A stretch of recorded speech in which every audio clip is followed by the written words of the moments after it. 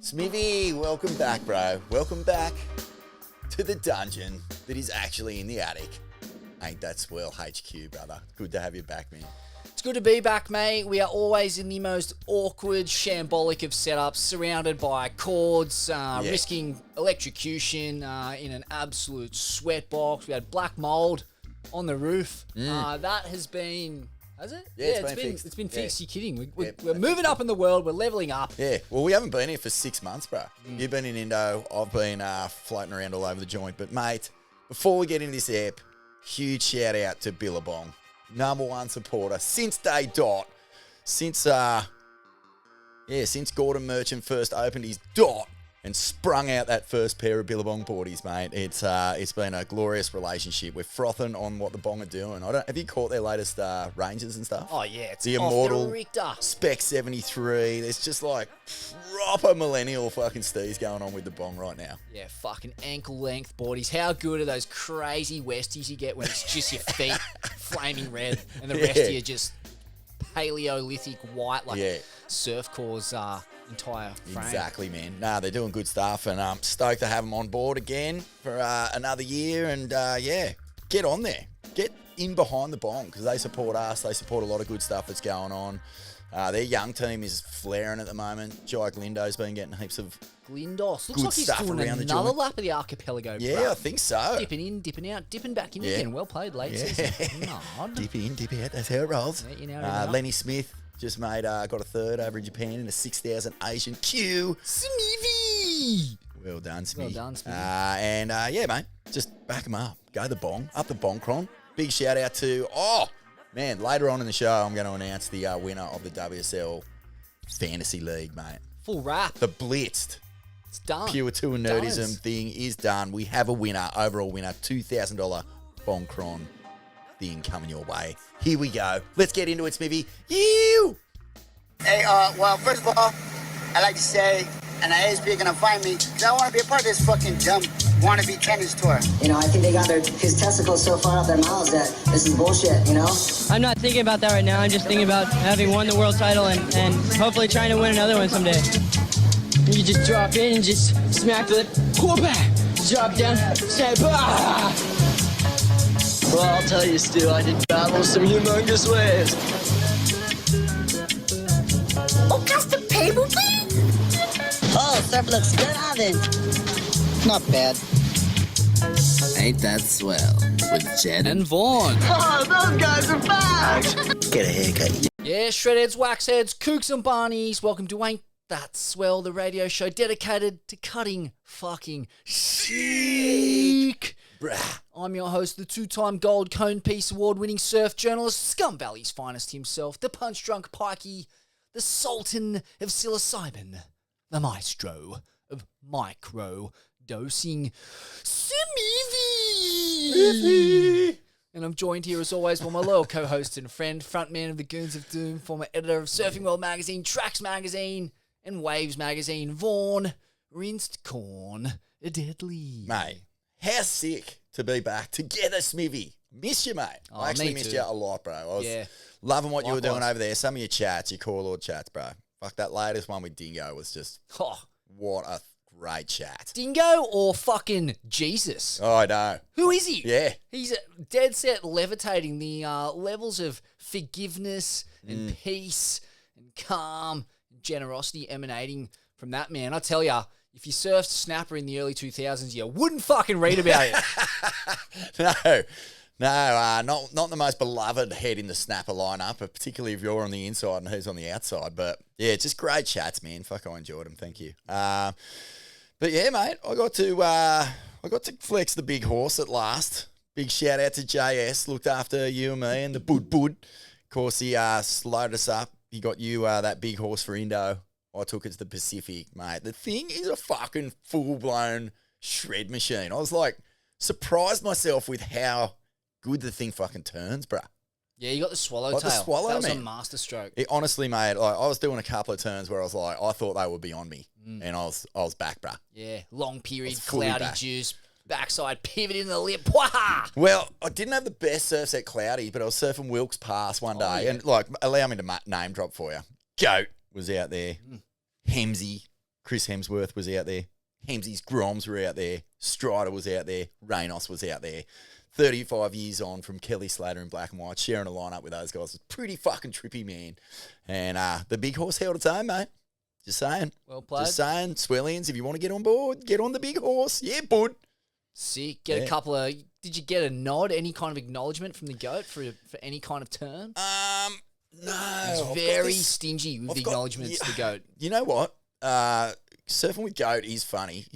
I don't think he's up for giving you too many compliments, but he'll definitely point out your flaws when you like blow a section or whatever. But the funny thing was when we were surfing out there, he was like in full GOAT mode. You know, he was fully showing off. And because the lineup, you know, it's his best mates. Ronnie was out there as well, Tommy Witts, Richie Lovett. And so he was like looking to put on a show, and it was dead glassy, about sort of 4 to 6 foot. And he was getting so many waves, dude. He was ripping laps around us like it wasn't even funny. And this one dude got in his way on this one wave, and he goes, you know, how funny is it that you can be in the middle of the ocean and right where you want to do a turn, there's just a guy there.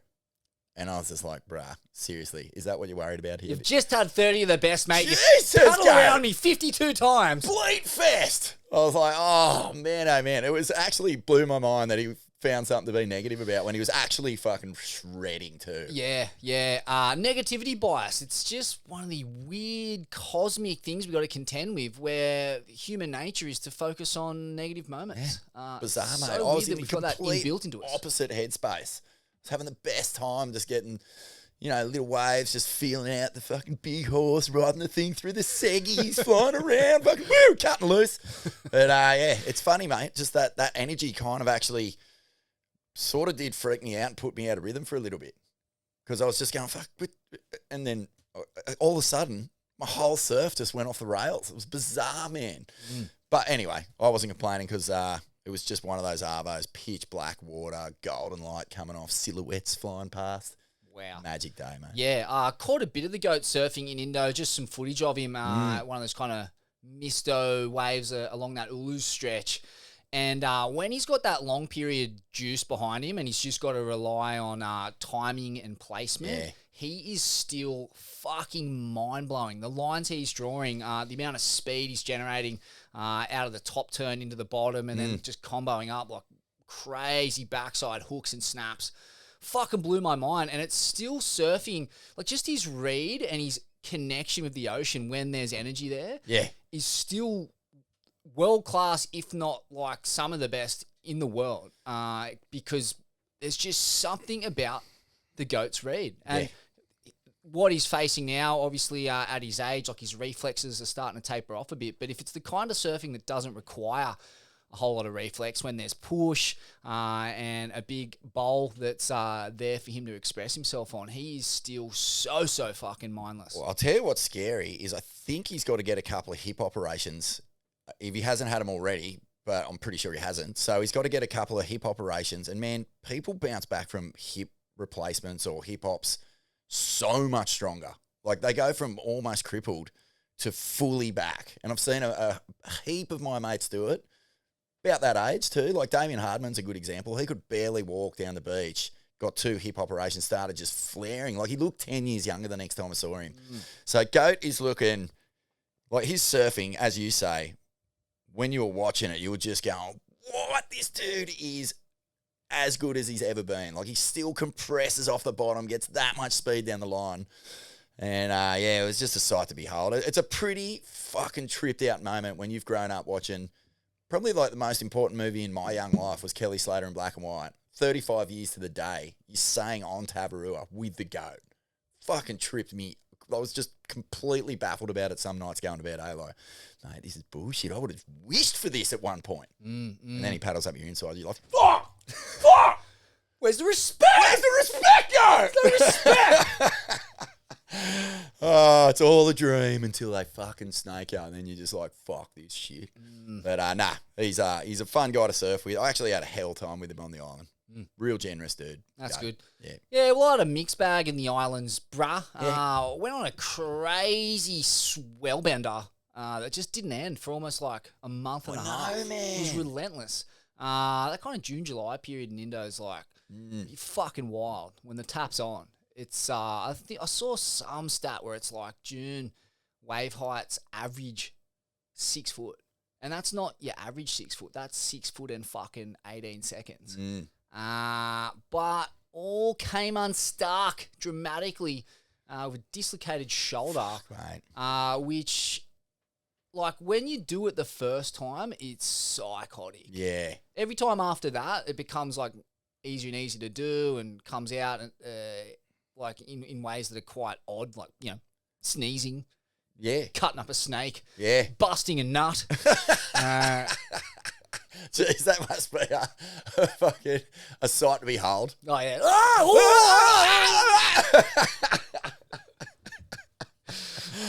But, yeah, it's a fine line between pleasure and pain. Self-busted nut or helped out busted nut? Both? I don't know. It can, well, who knows? I'm sure it's happened both ways. Yeah. But it is funny, isn't it? Because, like, what happens is if you dislocate your shoulder and whatever gets loosened up there, it gets to a point where people who have that condition can just pop it back in by themselves. Yeah. But the first time they do it, they're like on the green whistle. It's wild. Because it tightens so quickly around the I mean, if you picture your arm, just imagine if instead of it connecting to your shoulder, it's connecting to somewhere down your back. That's where your arm is. And then it's stuck there and couldn't get the cunt in for an hour.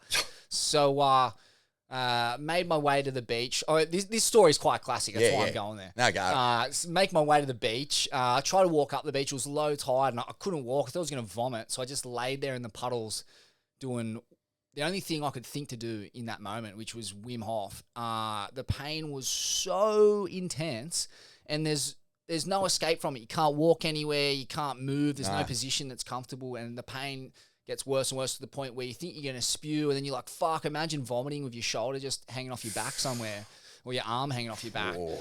And so everyone was kind of thinking about, you know, how to help me. I'm a long way from getting any help. And this goes to the core of the Indo surf experience, by the way. Like when you come unstuck there, it is so fucking wild because you immediately realize how far from help you are. Like it doesn't matter almost where you are in that joint. There's almost nowhere that's close to getting proper healthcare. So I just pumped Wim Hof until my fucking arms were numb. They were just basically stumps. Still was in a lot of pain. I said to my mate who I was staying with, go home and get my fucking ketamine. Because I'd been traveling with this shit knowing full well that I may come a cropper at some point. Clever. And if I did, this would be the most fast-acting effective pain relief that you can really have. So he splits home. I get carried up the beach on a soft top by 8 people or something. And I remember just looking around at their different faces, like, you know, Indo, Aussie, Kiwi, Italian, Indo, Aussie, I was overcome by emotion in that moment. And just being the object of so much kindness and compassion and all these concerned looks, I actually started to cry a bit of just gratitude. It was such a bizarre moment. I get up to the Warungs. They lay me down and my mate arrives with the ketamine. Shout out to Connolly and Dingo for helping me through this. And I'm just... Did your mate have glow paint on and a couple of fucking glow stick Diablos and he just comes down and goes, Smivvy, I've got your cat, bruh. Hold on. Hold this, Gustavson. Keep me Diablos going. Well, I give Smivvy some ketamine to power snort in front of a crowd of 30 people, including children. I'm just going, just Wim Hof and the cat straight up my bugle. I remember this fucking Polish cunt just standing there point blank, drinking a beer, just looking at me as a Kiwi paramedic gently kind of massaged my shoulder back into its joint. But the power snorting of the ketamine was just an absolute masterstroke. And basically enabled me to get that back in its socket because if it doesn't go back in, you're looking at an indefinite amount of time. It can be 4 hours, can be 8 hours with it just out and you're in 9 out of 10 pain. Be careful in the archipelago, brah, with illicits, but ketamine is in a bit of a grey area there. Do your own research. It is prescribed there for psychiatric illnesses. It doesn't carry the same penalties as other substances. I think even if it's kept in a liquid in its original packaging. It's legal. The reason I say this is because on the same day, my friend's girlfriend at another nearby wave broke her fucking femur and had no pain relief. And, it was a long mission to the hospital, long mission, like hours and hours. And so, like, if you come unstuck, you need fast-acting pain relief in that joint.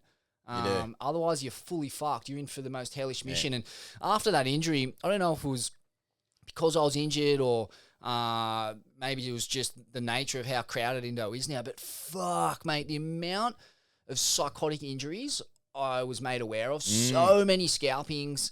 That was the one that really stuck out. Just so many people losing the fucking tops of their heads. On pretty innocuous days, broken legs, a crazy one at Ulu's just before I left. I think it was, might have even been Flynn McKenzie, Jake McKenzie's son, who got one of the fucking, maybe the best wave ever at outside corner, and then gets absolutely done up at the peak. I think he dislocated his shoulder and broke a collarbone and maybe broke 2 ribs as well on opposite sides of his body. And that's at the peak, like one of the most popular and seemingly innocuous waves, suffered by one of the best surfers and mad chargers in the archipelago.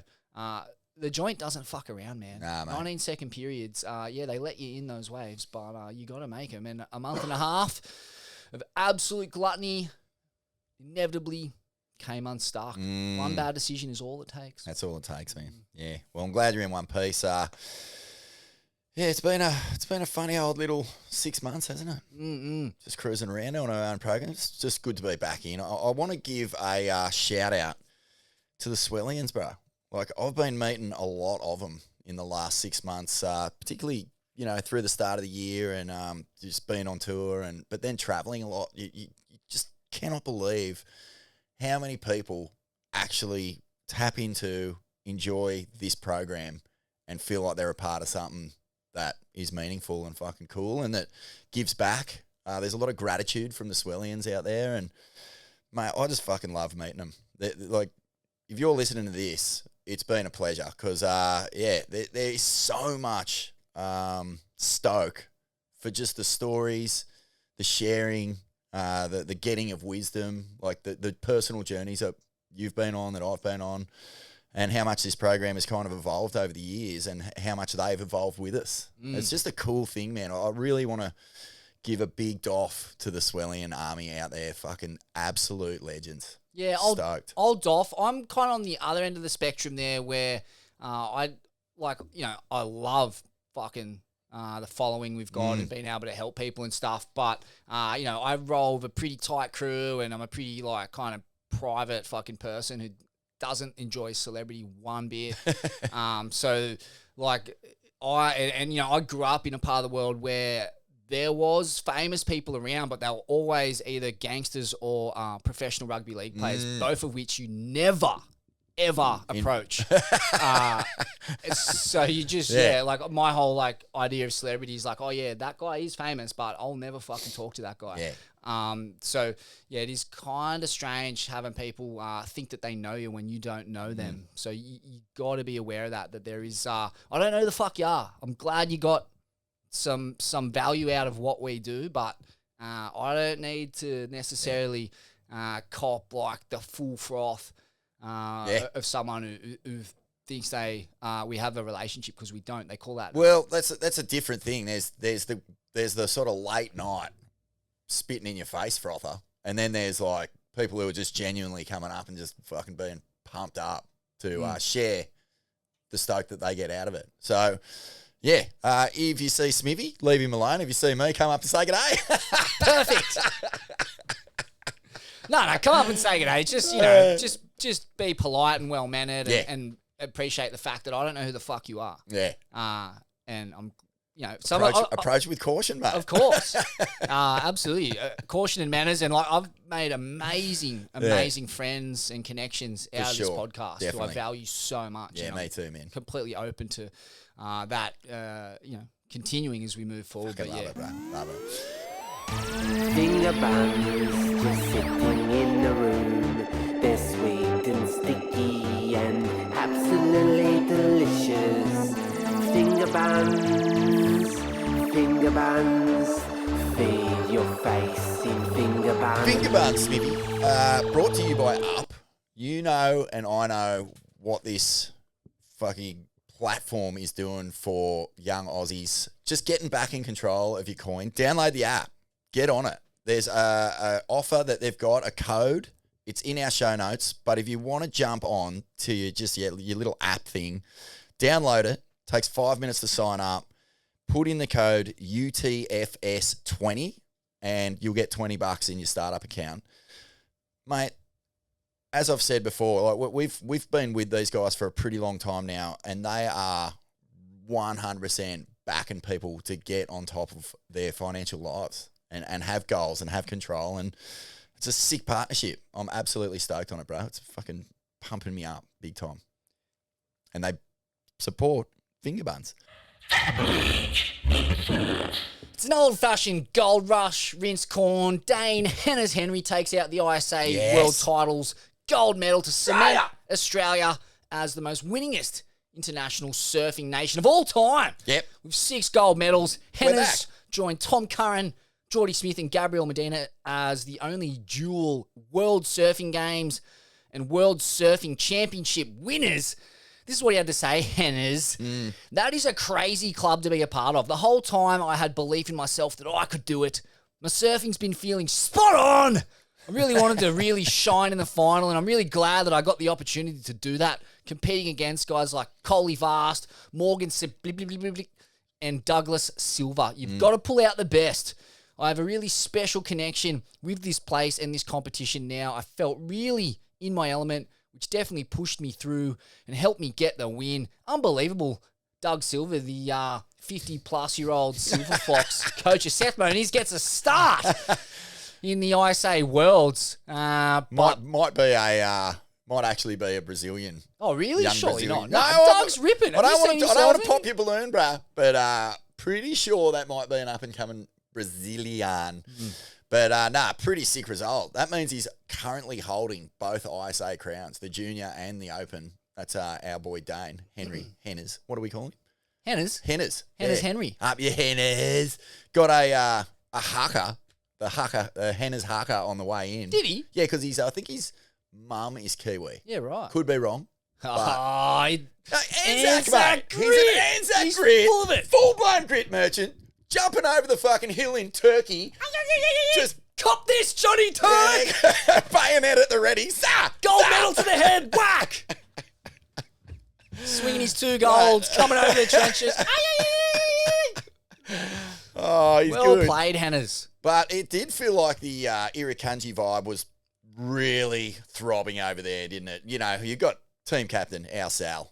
You know, she will never quit. She will never, ever quit, mate. She'll be there. Grits Gibbon and her donkey. Like, you can just imagine her, you know, in the middle of the no man's land, pulling bodies up onto her little horse, trucking back to the shore, getting them looked after. She's just the ultimate queen. Oh, yeah. Leader. She's that chick when you get to the front line and you think you've been with a dude the whole time and they just whip off their helmet and these flowing locks and these beautiful tanned head comes out and you're just like, you're kidding me? Joan of Arc, dude. You've been slaying cunts the whole time and you're a hot chick.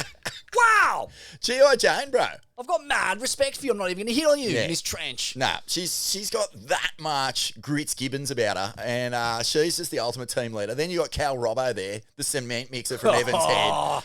Hey, Morgan Sibble, he's reborn. He's been on the tools. He knows what needs to be done to keep his hands from getting too calloused. So he's got something to surf for. Unbelievable team, bro. Oh, Miller Brown was over there. Fucking, wow. It is honestly one of the grittiest teams we've ever put together. I don't think anyone was walking up the beach without hardcore chafing in their butt cracks and around their gooch from the amount of grit that would have been in their bodies. Should we hear the anthem one more time? Shall we? What's true grit? If you're wrapped in cotton wool from the age of 6, have you got true grit? If you're loaded with coin, giving stickers to shit, have you got true grit? True grit. It's dirt in your crack, sweat on your sack when you're breaking your back. It's diesel and dust, and doing what you must to get fair of it. Well, true grit is the shit that you get when you're not scared to put in the yard for it. Well, come on, Kale Walsh, you're made of the truest grit. You greased little Gabriel Medina with a classic woodburn hit. You're backed by King's Diesel, you got concrete in your guts. You're a true blue Aussie battler with true grit in your nuts. Oh, Kale Walsh. Mate, epic performance. Anything that you want to add there? I mean, clearly, this is my takeaway. Australia is the greatest surfing nation on earth, again, as it should be. No? 100%. I mean, Like we got, like, did you see the post I did?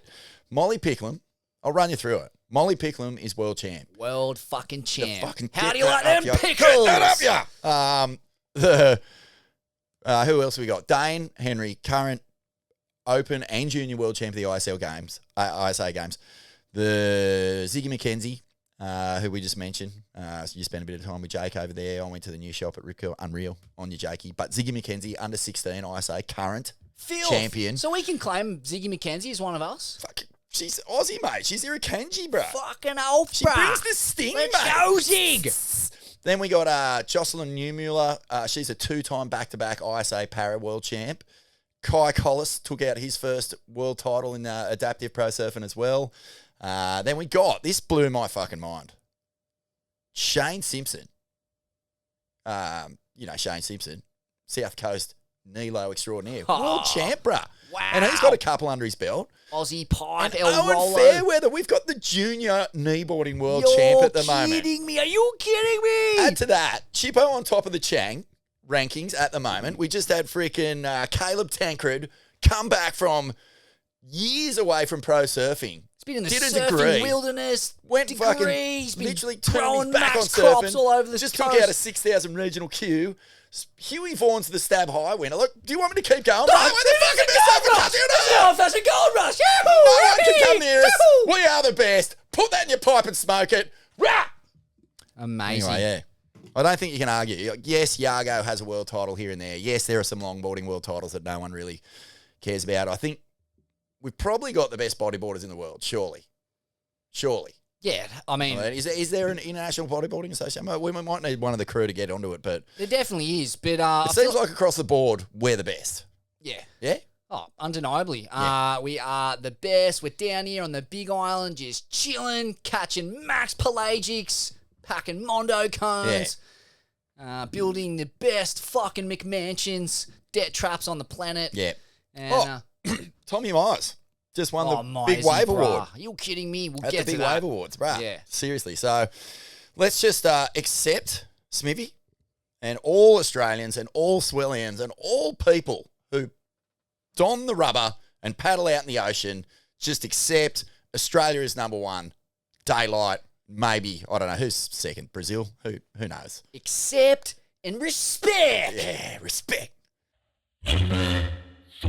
Old cunts, flaring Vaughan, a super old saggy balls, the new black. They are the new black. in There's no surf doubt. influencer land. You made some good points here, Vaughno. Yes. Occy slang cloud break and, And bells. As Early part this of the year. Billabong Yep. hockey range that came out. But let's just Let's pause marinate on that Yeah, for a let's second. Marinate. Oh, that's good stuff. Oh, yeah. Yeah. You can taste it. It's like there's a part in my mouth and only Ock was invited. Yeah, nom, nom, nom. Party for one, room for one, Ock. Let's go. Get in the old mouth, eh? Nom, nom, nom. Old cunts flaring though. How good is Oh, it? mate. Who else we got in there, Smithy? Got some TVC marination in your mouth. Oh, How does that taste? A bit What? of TVC in there. hey, could you believe that clip when you first saw it? Feel. TVC just full blown shamanism, like in the zone, like spirit molecule, full vibration, old school TVC cloud break drainer, chamber after chamber, and even doing that little 6-pack flex from the hole years and years ago. Mohawk Tommy with the 8-pack. Yeah. Iconic photo. Yeah. An iconic Sans performance. pipe, but like seriously, jacked up, you'd imagine. Throws a little sharker at the end. But man, 60, 61, 62 years old, TVC? Has to be. Crazy. Madness. Isn't it crazy? Yeah, when there's push, when they've got the read of a joint, like just that pure technique and line and wave IQ, it just fades so slowly. So slow. Who else we got in this list? Hoggy Hedge, Mike Stewart, both sending it Turbo Deluxe at Chopes after winning the Shark Island Challenge. Oh, at yeah, Mike 62. Stewart. In Mike's case, Did you see the thing? Oh, yeah. One of the great fucking sands, reminiscent of your Shane Ackermans, your Brendan Newtons. Fucking hell. What it reminded me of was like, imagine if you like let's say you put like a door on top of a shopping trolley and you just ran as fast as you could along the roof of a skyscraper, and Mike Stewart was just on his bodyboard and you just hit the little wall and off the edge of the side. Like, that's what it looked like. He looked like the old frog, like Timmy Jones in the Waimea Shorey. Yeah. It's just sent deluxe into the thermonuclear explosion. Oh, it's so crazy how they just sit on that ledge and back themselves to find that concave vert drop, just find a rail and somehow keep their spot under all that water, but the G-force just moves too fast. The next minute, you're just fucking airborne off the top road. There's just like Brett the Hitman Hart. There's no question that being older is just it's not unfashionable. Like, it's like back in the day, if you think back, like I think Potts famously retired at 26. Like Barton and in that 80s era of surfing, if you surf past 30, you were considered a relic, a fossil, a dinosaur. Your balls were way too long and heavy to be considered a cutting edge, marketable surf like star. And now, look what's going on, mate. 62, and he's absolutely sending it on the most mortally consequential chope slab you've ever seen. But look at them all. OC, TVC, backed by companies, dude. Bioglan and, like a Fuel and TVC's little walnut. Don't forget, Laird Alert, Laird Alert, Laird Alert. It's got his own food, superfoods, jacked. Grant Twiggy Baker just signed a 5-year deal with freaking Rip Curl. He's got to be in his 40s, doesn't he? Oh, yeah, deep. I'd say 50s. 50 even? Yeah. And then who else has just signed? Chipper Wilson, not to throw him in the ancient old fossil club, but he's just signed a 5-year deal with a new company. Fuck yeah. Mate, this is the era of the saggy old ball getting a bit of fucking comeuppance. And look, I don't want to categorise all the people we've just mentioned as having saggy, long ball bags. I would imagine Oki and Tom, for example, might have like real classic little tight, muscular limpets clinging to the body quite tight. But there's no way after dragging his dick and balls around the ocean for 60 years that Mike Stewart hasn't got a fucking fair tail. Yeah. I'm thinking Grandfather Clock. I'm thinking Clydesdale Horse. Yeah. I'm thinking a couple of proper seeds a long way behind the body. Yeah. I mean, I've been watching some of this kind of hip mobility series Rodrigo Perez has been doing with Parco and a bunch of the kind of elite talent up there on the Gold Coast. And one of the exercises he does, it's like a kind of amalgamated Kegel exercise where you're just flinging that saggy sack like up and over, just kind of pelvic thrusts. And the more you kind of fling it, get the sack like hitting up around the chest, it starts to kind of tighten and congeal, and eventually you just get this giant rock hard sack.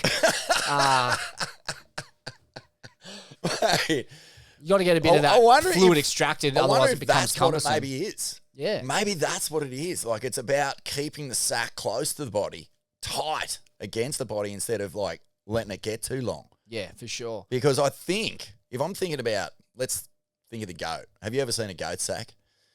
They kind of like they're weird, sort of elongated, sort of football-shaped seeds. And I don't know if that plays well into, a career in his 60s. That's going to be a lot of swinging around. Although, for power surfing and getting on the rail, it could be the perfect little centrifugal power source. I think the goat sack is the ideal outline. It really is about outline and weight and, surfing, you're ripping a big arc off the top.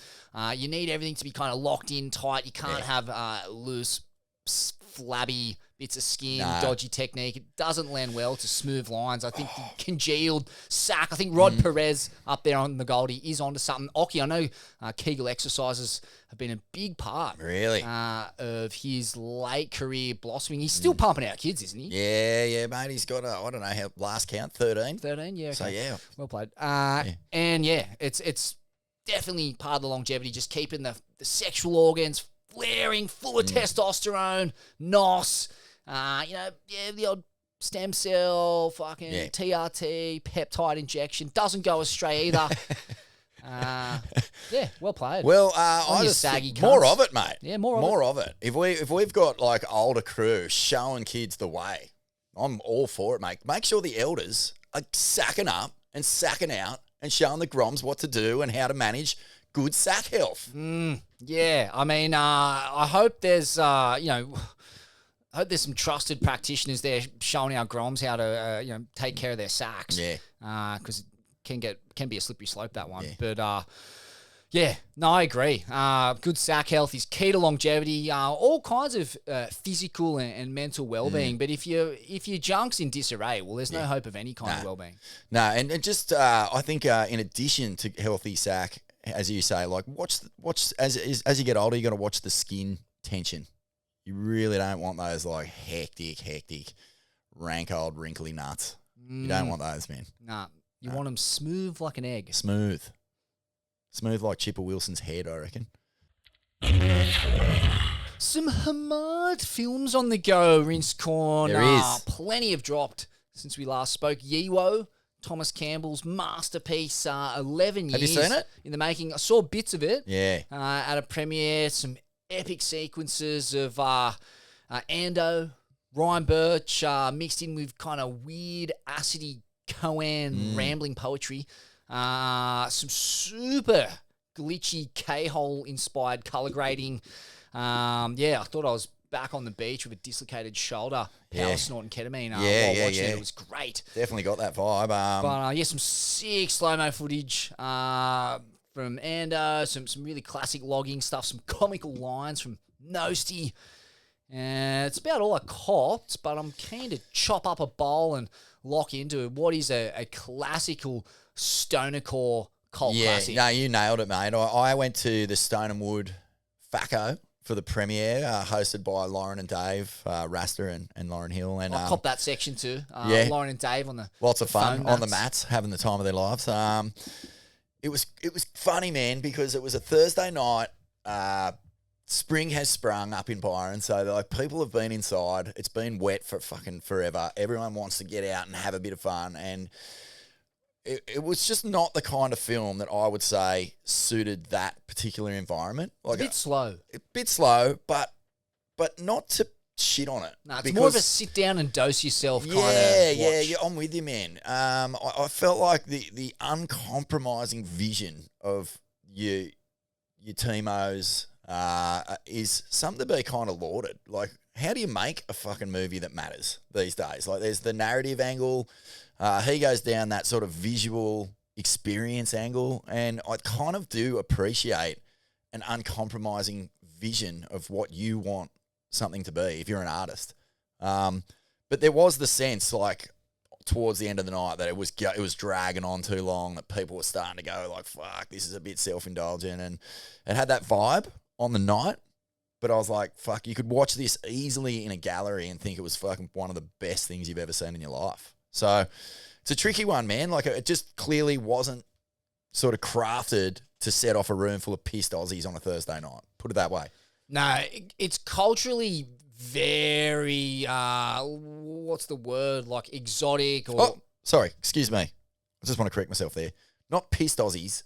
There were those people there, but there was also big Timo fans and that North Coast, like, live for this sort of art and this sort of experience. And I felt like it was just missing the mark a little bit for a live event. That's my criticism, not that it wasn't hitting the right spot for a lot of people who came. Yeah. It's interesting. He's an interesting character. Like, he comes out of a very deep, like, fine art tradition. Like, he's a deeply cultured guy. He's been in the mix with so many heavy hitters there in California and LA. He's like a guy who, like, transcends surfing. He's in surfing, but he's also very much out of it. And I don't think he has a great deal of respect for the kind of mainstream surfing culture, where it's all at. He's kind of got his vision, and if you don't like it, you can fuck off. Because this artiste, he's going to ramble on of his acid poetry and weird color grading and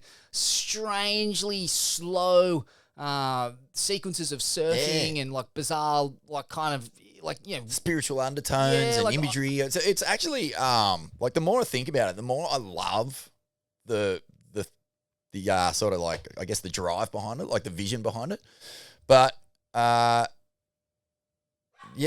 feel like it in this world exactly what you're saying. He's just bringing an artistic mindset and like I guess what is it?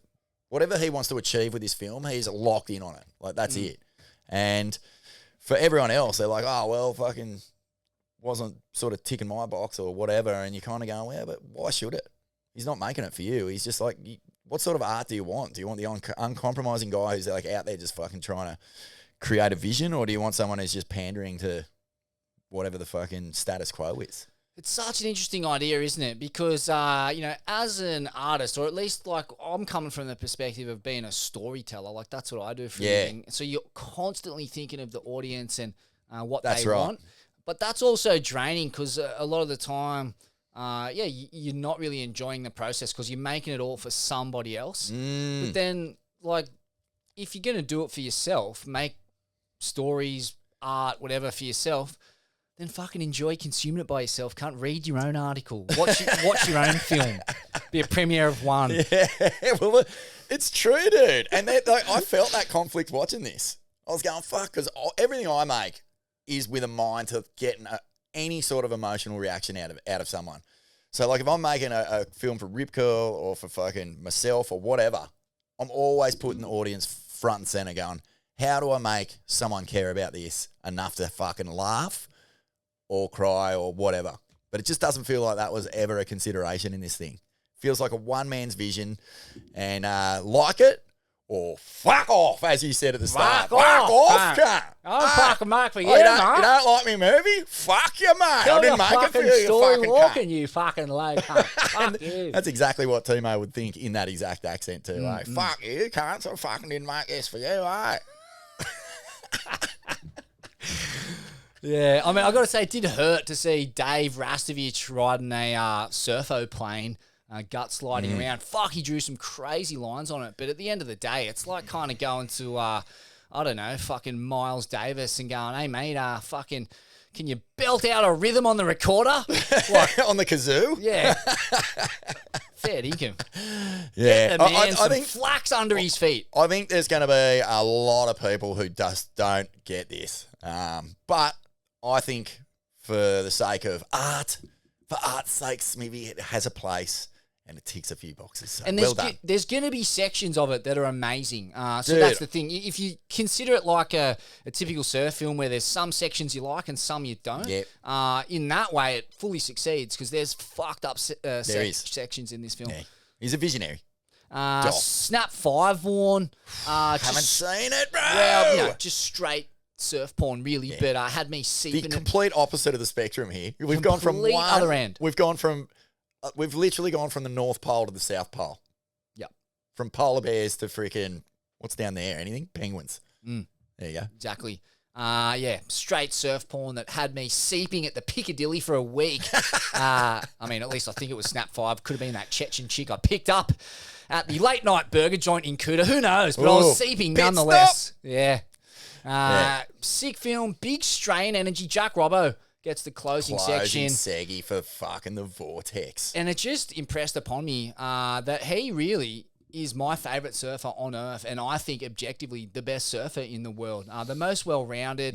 The speed he generates on a thruster, I think, is unprecedented. It's like he's only got 2 fins. But the control on the turns, the pivots, the arcs, the jazzy spontaneity of it, and of course the peerless poise in the cone zone, for me makes him the best surfer in the world, and a well-earned closing section in Snap 5. Hazzy B had a section right at the tail end as well, like would have been jousting for that final section. Incredible sequence at Cloudbreak on a Wayne Lynch 6'6" yellow shooter. Hazzy B, fuck, how good is he in those kind of conditions? We've seen what he can do at Pipeline, but on a bit of a more stretched out wall, big carves, big pits, classical mongrel bogan lines. Fuck, just attacking it. Yeah. So sick. What about Nozzy? How does Nozzy fare in it? Because I haven't seen it, but I did see footage of the Jack McCoy Film Festival popping off at the Orpheum. They had a premiere there, Snap 5 on the big screen. Excuse me, Hazza and Noz turned up. They look like they're having a ball watching it in front of all those people. Mate, Noz just more of the same, mind-melting punts, big pits, glitchy cones on fucking gurgling slabs. And definitely, like, again, very deep into the selection of surfers. Like, he come right at the end. It was a big Australian push. Again, gold rush Fawn. I mean, even in the free surf and stakes, we're absolutely dominating. Back, Smivvy. We're fully back. We're so back. We're the best surfers in the world, in Arashi or out. Actually, that's what I wanted to ask you just then. Is, like, you know, Jack Robbo, we know that he can compete with the best of them, but how refreshing was it for you to see him just free surfing? Because we don't get a lot of it these days. Totally. So refreshing. Like I said, just the speed and the power and the flow and the creativity just makes him the most exciting surfer in the world to watch. Like, I don't think anyone can produce those kinds of lines. The control and the feel, like, everything is just like, wow, like, wow, pop. Pop, wow. Yeah. So, yeah, I think it's unbelievable. And the fact that he can even put aside time to gather clips in the middle of contending for a world title. This is not something you see Medina, Italo, Iago. They're not doing this. Nah. They're not fucking getting the final section in Snap 5. I don't even know if any of those guys had a single wave in there. Maybe Iago did. But that's crazy. Like, that's like, you know, TB did this his whole career, juggling titles and putting together, you know, era-defining surf films. It's really hard to do. We know that Medina straight up just says, no, I'm not doing a single trip. Felipe, same. Mate, I've got a yin and yang scenario for you here. So Robbo is someone who has committed a lot of his surfing to the tour in the past few years. As you say, like,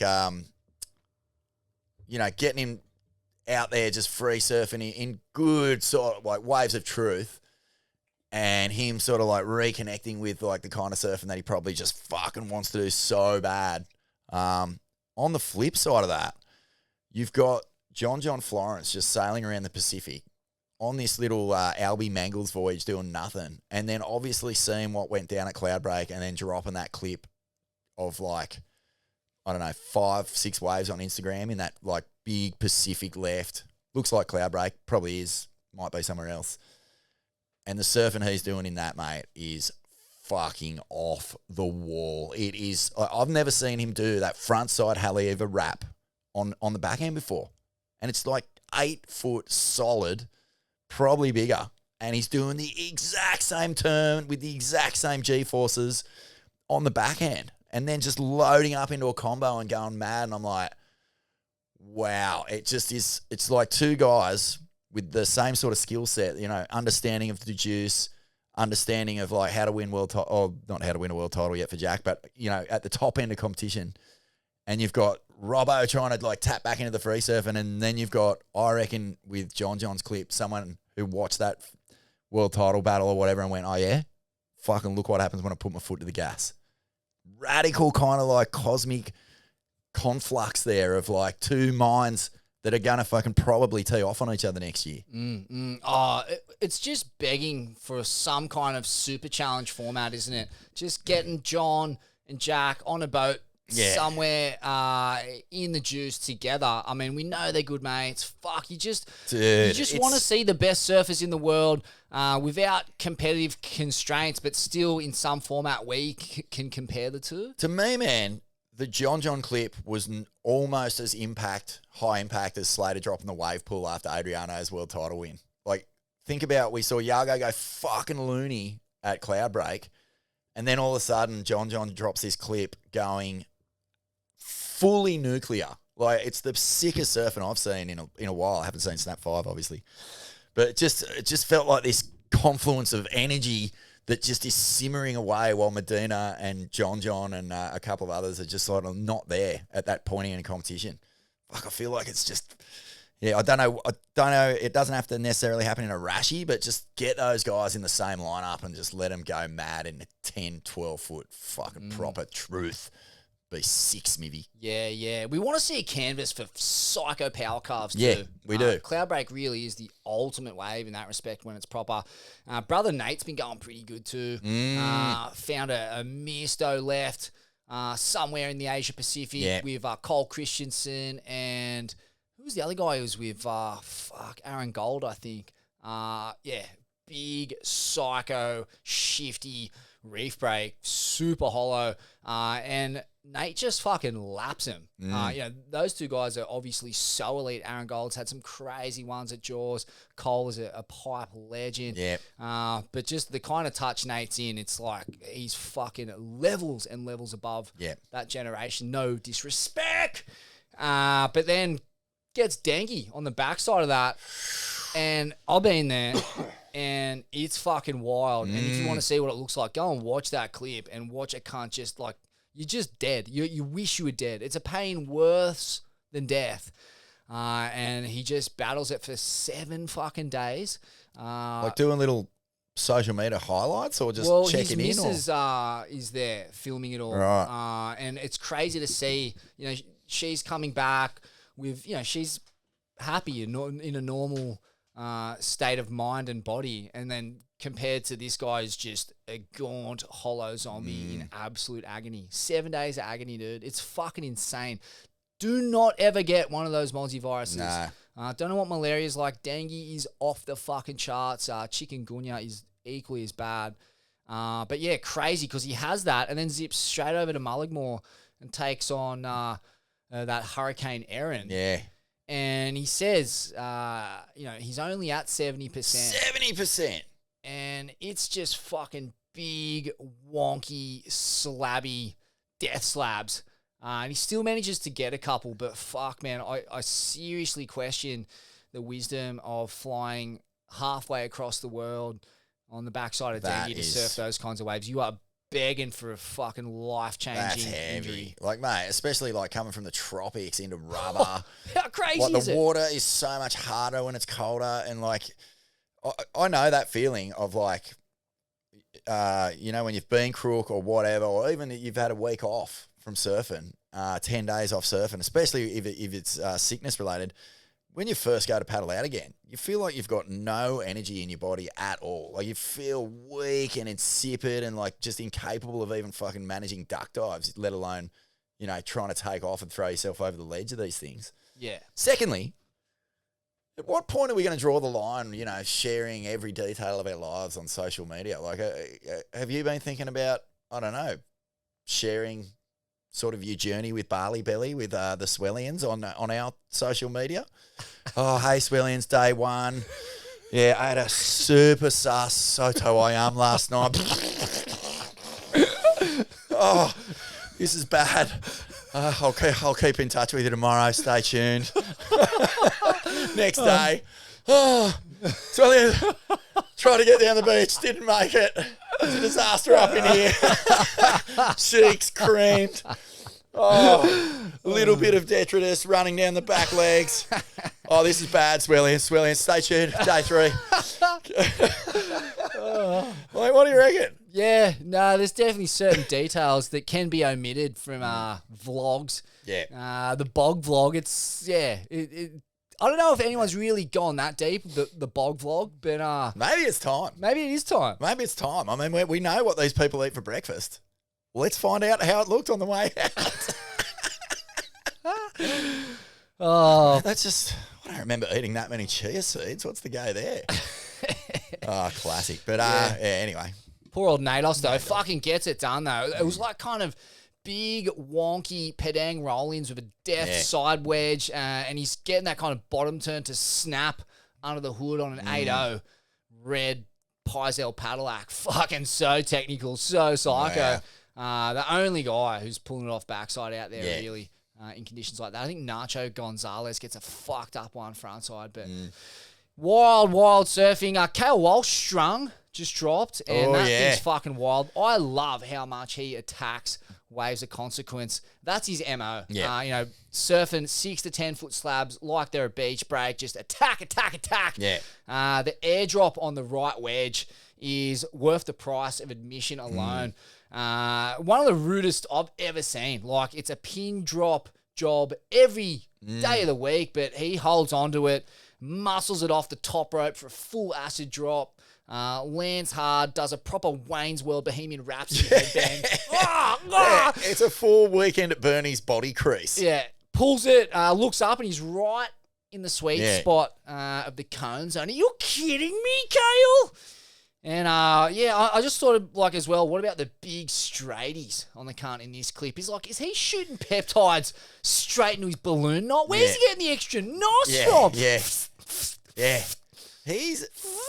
He's like kind of Cro-Magnon in physique and attitude. Hey, it's just hunt, kill, eat, pull in, send. That's it. Repeat.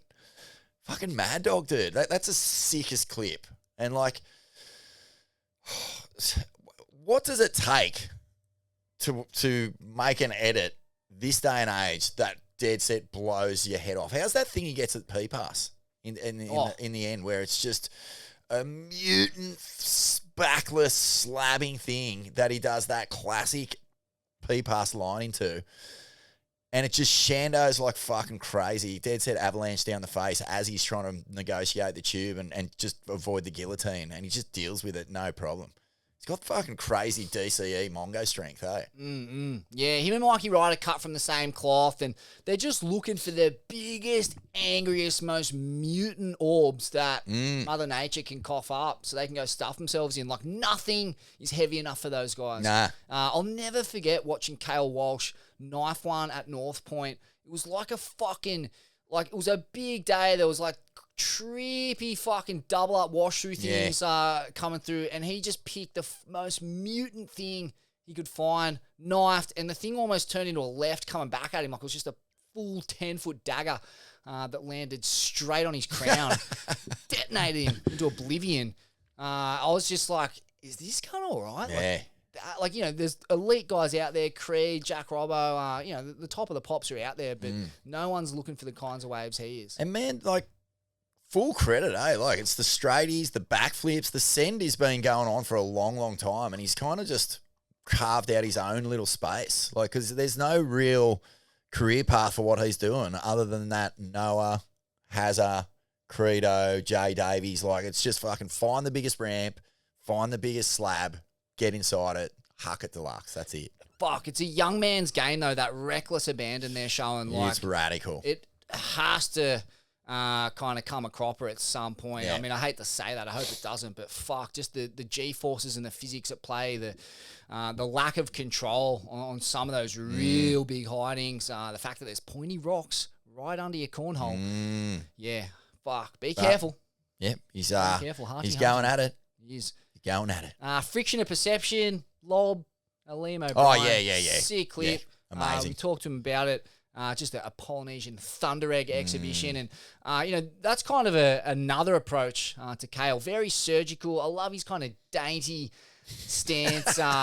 He's just like kind of got these like skinny pins on him and like everything's so surgical but so precise and epic. And that just really suits his personality. It's such a reflection of who he is as a person. He's so calculated, so intelligent. But an absolute psychopath in the juice. He has one of the craziest West Bowl chope snugs. You know, it's as good as any that you'll see, really, in that clip. Not bad for a guy from fucking Stratty and Burley. And well played, Darcy Ward. And also, just on lobby, like, fuck, just to doff to the front side whiplash thing on the, his turns, he can pull them so tight. He doesn't get any cred for the power that he actually generates out of his turns. Like, he fucking belts it, dude. It's not like, as you say, he's got a dainty stance, but he can rip it around and actually fully dismember waves. Charges like a maniac. But this Challenger series and like the next generation coming through are starting to put some pretty heavy pressure on a lot of fucking top line elite surfers, man. It's trippy where we're at right now. The Chang needs a fucking overhaul, I'll tell you that much.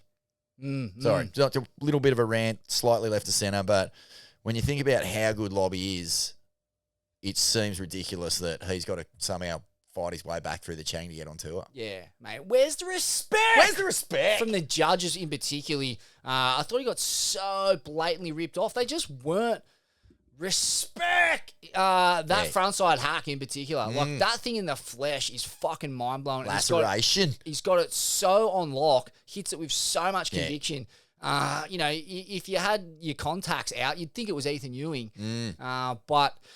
yeah, they just, I don't know. I don't know what it was that they weren't respecting. Yeah. But yeah. Well, he'll be back. Fully flagged. He'll be back. And Bullshit. more power to him. But that's a sick clip. That's going up. We'll have our Swellian. We'll have the Golden Cone Piece Awards coming up again soon. True. Might throw it out to the Swellians to vote on those this year, seeing as though Conehead has won every award in the history of the Golden Cone Piece Awards. Eaton Osborne cleans up the novelty comp scene again, mate. This guy is just rinsing the novelty scene out the razoo. Put a gigantic novelty check out there and Aton's walking away with it. He's claimed USD $100,000 at the recent Stab 100. That goes with a win in the Monster Air Challenge and a win in Stab High. Fucking milking the alt surf scene silly. And what a way to claim 100K. Like, I'm pretty sure that was just his fucking home break, wasn't it? It looked like that kind of Ventura mid-Cali Coast zone. Yeah. And you'd expect him to have the fucking read on it and also not to live in fear of the Lokes who are kind of rinsing the comp. Julian seemed to kind of like get a little bit off-put by some of the sour, eggy vibes and stink eye coming his way. He went real quiet. In the he had a shocker. It was a bit of a. I watched it on the day live. Yeah, and well, you know, not there on the day because it was pre-recorded and stuff. But I watched it live and it was fucking pretty tough going. I found it was really slow and it was just like, come on, like fucking give him a wave, brah. But every surf comp is susceptible to that. Yeah, it just it kind of just felt like even the surfing that the four surfers did just was nowhere near a standard that they normally do. It didn't bring out their best. You know what I mean? They were just that, like the conditions were that tricky. They just had to make do with whatever they could, whatever came their way. Yeah, there was fuck all waves ridden, and you could feel, you could sense, except for that like little Mexican grom who caught like 40 waves, but they were all those shitty insiders. Yeah, he did get the best wave though, didn't he? But anyway, I mean, I love that format. I love the way they cut it together. Like the one in WA was fucking incredible. It just felt like the waves kind of stitched them up in the end. Yeah, and you could tell everyone felt a bit awkward running a comp there at what is a pretty kind of localised zone as far as I know, or at least like if it's not localised, the locals up there aren't afraid to fucking tell you how they feel, and they were telling people how they felt. And Bobby Martinez, it seemed like he didn't even want to be a part of it. Surfed down the beach, refused to wear a rashie. It was just kind of like, maybe not the right setting. It's a sick concept. It's a sick concept. I enjoyed it. Like, I mean, I tuned in for the last 20 when it kind of turned on for a brief window. Yeah, right. Well, look, I'm not eggy at the concept. I don't even think it was a fail by any stretch. It was just so hard to just get excited about when there was just so few opportunities. Yeah. And in the end of the day, dude, the locals won. The best wave surf were just fucking local punters just getting drained out of their minds in front of the other guys. 100%. They were just taking those waves off the competitors. And the competitors didn't want to fucking, get into that tussle, which is fair. So, just a hard one. I don't know how you really manage that. But well played, 100 grand, straight in the sky rocket. Ew. Fuck, I could deal with that. Freak shit, Vaughn. Freak shit. There's been plenty of it since we've been gone. Yeah. Let's start chronologically with earliest through the latest. Go. Huey Vaughan's off-axis stalefish. We haven't talked about that? No, I don't think so. Have we? I don't know. I feel like we would have talked about it. Oh, no, we must have. Up. But anyway, fucked up. I will say this, though. Incredible. Stab High is coming to Sydney. So I think it's on October the 10th, I reckon. So the tickets available for that. Get on board. Go and check it out. We're going to go down and do an Ain't That Swell live in Bondi. Venue to be announced very soon, but we're going to be pumping it this week. Get tickets now. Big guest coming. Huey Vaughan's going to come. Lennox Smith is going to come. We got two big stars coming as well. We're going to premiere the new Sunbun surf flick that they shot on location with their whole team, which is fucking huge, bruh. They've got a big team. Jack Robbo, Harry Bryant, Mason Ho, lots of them. So get ready for that, crew. And what about the Huey Vaughan, the media sensation? Little cunt broke the fucking internet. Next minute, he's on breakfast telly in Australia. He's fucking in limos. He's on billboards in his CK undies. Yep. His filthy little mullet flapping around. Love it. Classic. Yeah, North Shelley on a fucking huge tear. Are they what? Yeah. Huey broke the internet. The Pickle takes the title. Joel Vaughan establishes himself on the world tour. Yeah. It's just one little beach. Absolutely crushing it. Well played. Fully crushing it. Well played, North Shelley. But the Code Red Swell, Jacob Turner from Kauai really announced himself a 16, 17-year-old wunderkind from the islands. Bruh. Yeah. Going as hard as anyone I've ever seen go at that joint front side. Fucking hell, some crazy, crazy knives under the ledge and a couple of the wildest wipeouts you've ever seen. But everyone's raving on this kid, so keep your eyes peeled. I just, on that Jacob swell, Turner. on the whole Chope season, really, it is fucking beyond comprehension what is being done out there now. Like, it's beyond comprehension. Like, the under the scooped out under the lip drops that crew are making out there is just, it is absurd, Smivvy. Like, you just don't think tube riding can get more fucked up than it already is. And now you're just watching crew just airdrop into things, bounce off a shocky, go 10 feet up the face, do the most psycho highline where gravity, you would think, just physics don't play any part in this anymore. It's just pure cosmic tube riding. Absolutely. And they're just taking the piss at times. There was the They are Matahai. fully taking the piss. Oh, it's a le piss take. It's a piss take of epic proportions, mate. Matahai Drolle doing a ride behind with Noah Beshin dude, on a fucking huge come toe on! set. Come on! Only to be faded by Eimeo, I think it was. Absolute madness. It left me wondering, can we make it more dangerous somehow? Maybe get Michelle Perez towed in juggling axes, or Russ Björk swallowing a sword on the tow rope. Just ludicrous. Yeah, just fucking take a swarm of killer hornets in there and just fucking shake it up as you're coming off the bottom. Fucking here we go. What more can we do, bro? I don't know. Throw a fucking a bucket full of black snakes, brown snakes, and sea snakes just straight into the lineup as they're all paddling for a set. Yeah, or just keep dropping jet skis over the falls, like one after another. Duck, duck, duck. Drop piranhas from helicopters onto the lineup as a set approaches. It's madness. Yeah, and as you mentioned, Vaughan, there is just new performance levels being broken every swell out there, and the guy breaking them is Eimeo fucking Zermatt, Tahitian kid with a Polish name. We got to dedicate some time to this Grom because he's fucking blowing my mind. Yeah. It's a piss take what he does. Oh, dude. It's a piss take. He's taking piss and he's taking it. If you do a piss, he takes it. Yeah, exactly. Yeah, you piss, he takes.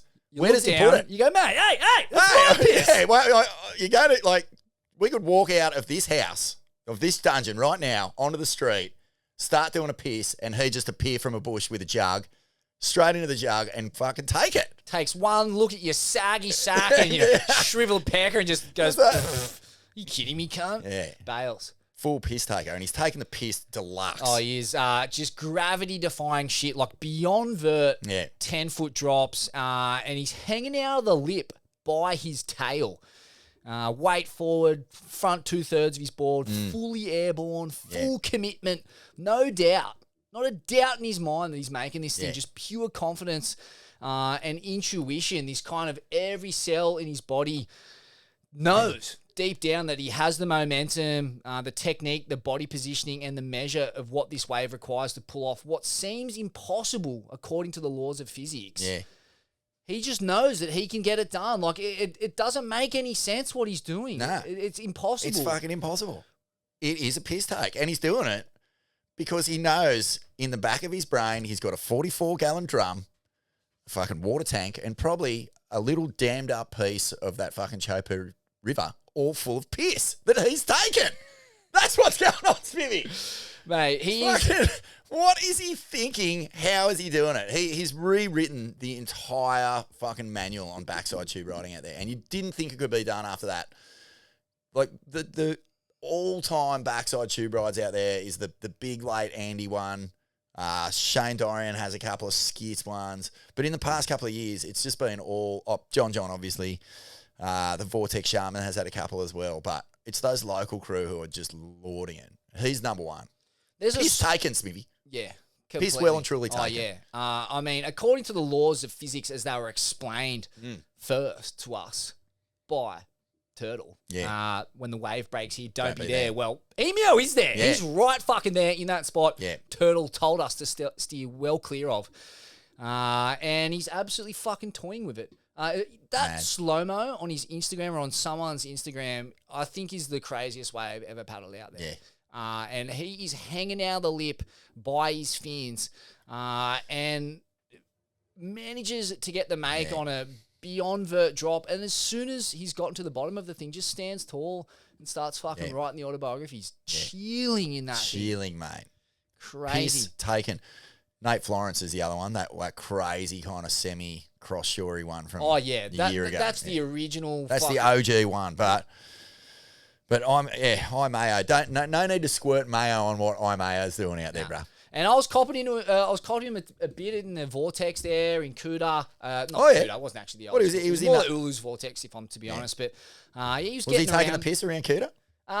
Mate, he's a funny dude, you know. He's kind of there in that Instagram influencer realm. But if you just, if someone introduced me to him at some point, they're like, oh, this guy's the next big thing or whatever. I'm like, I know who this cunt is. Yeah! I gave him the devil horns and he was like, yeah! So it's still in him. The energy's there. I know who this cunt is. He's been fucking appearing every time I pull my cock out to do a piss. He's taking it. He's taking it with him. But yeah, it was good to see him fucking eating pizza and knocking back Pierce in the doof bunker of some Slavic crypto lord's mansion lair overlooking racetracks. Sick. Elsewhere in the grand freak show that is surfing, Lenny surfing Greenbush switch.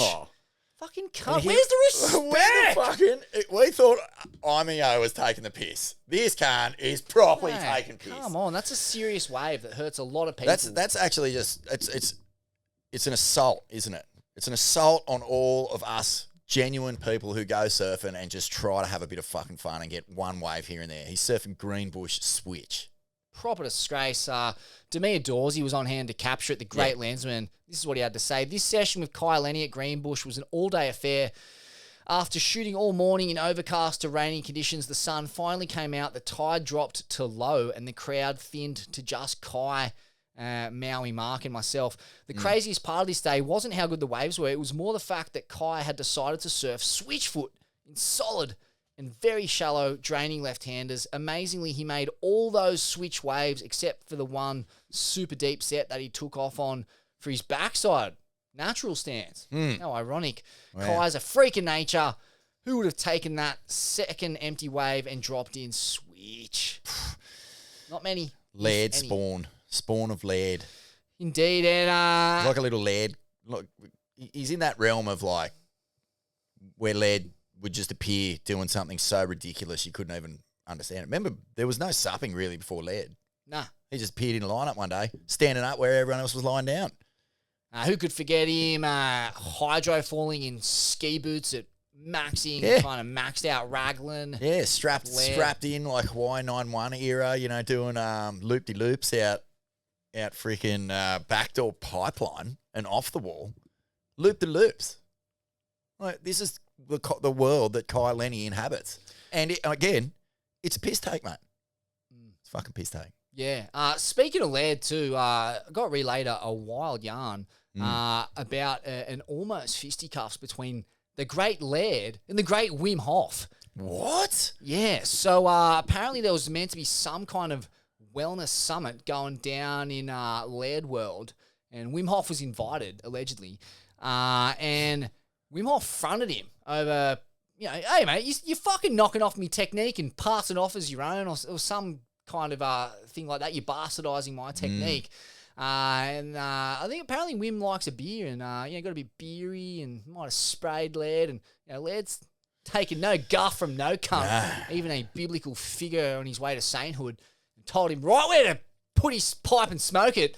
And then I was told that Laird went ahead with the summit and the breathwork protocol only to huff and puff to the point he passed out and face planted Oh, no. in a comic twist. Oh. So, yeah, that's what happens when Wim Hof tells you to pull up and go easy. Yeah. You might be doing it wrong. Heed that Classic. advice. Or you might just pass out in front of a crowd of people. But all that is allegedly in air quotes. And, I don't know how true any of it is. But just on the... that's coming out of the core folk hero realm. I don't think Laird is adverse to holding them up from time to time. Oh, no. And like flexing on a few crew. But I think he backs himself. Fucking oath he does. Yeah, he does. But yeah, recall one time where allegedly Dean Morrison might have been dancing on a table, possibly pissing in a sink at a well-known surf retreat, and just getting absolutely fucking backslammed by the great Laird Hamilton. Feather in your cap or embarrassing moment? This is the old dingo. Old dingo, right to his twist towards godly sainthood. Prior to the resurrection. Yeah, exactly. And who knows, maybe getting crucified publicly by the great Laird. Saved his life. Maybe turned him around. Maybe. Elsewhere in this great freak show, Vaughan, a boat driver pulled one of the great floaters of all time at Koalos down there. That was sick. On the south side of Oahu. And look, let's be real. If you name your boat after the lost, sunken city of Atlantis, you're fucking begging for it, aren't you? Fair dinkum. Pretty mean float. Why not just call it the fucking Titanic? Pretty mean floater. Oh, yeah, unbelievable. I mean, it's right up there. It's up there with the Adriano Floatergate float. Yep. It's probably up there with some of Joel Parko's one-legged floats over the years. The Corey Lopez at Sunset Bowl float. Yeah. There's some famous floats. I reckon it's right up there. It's joined the ranks of the elite floats. Didn't quite get the Brad Gerlach rock and roll tail drop variety, but I'll pay it. You know, definitely a completion. Cleared the whitewater, 667, I think. Yeah, okay. Yeah. Geordie Smith's cloud break float. Oh, we didn't touch on that. We should have. Because, somewhere Big man. in the world, Denny Wills' meniscuses were shaking. He was just going, fucking oath, can't, the G-Land float. 97, reincarnate on a very, very similar style wave. Just like, mate, that was a death or glory turn. Yeah. A seminal floater. I think he's kind of maxed out the floater scale. That is the new high bar of floaters. It is. It was thick. It was eggy. I was looking straight into it. It was one of those, oh no. It was like that. Oh no. He's floating it. And he fucking dealt with it pretty well, didn't he? Oh, yeah. Got the tail down first. That was crucial. If that thing went flat, like if he had to land it flat, that could have just been instant knees. Ping, ping, over the horizon. Yep. We can never question from this point on Geordie Smith's want and desire for a world title. He may have, with one single manoeuvre, shelved the white chocolate moniker. I think he has. And shout out to... I don't know. Let's not go too far. Shout out to Nicky Wood also for the Lacanau landings. 2 floaters on the French Shories back in the old 8-foot storm surge straight onto the sand. He fucking delivered the ghost, the phantom.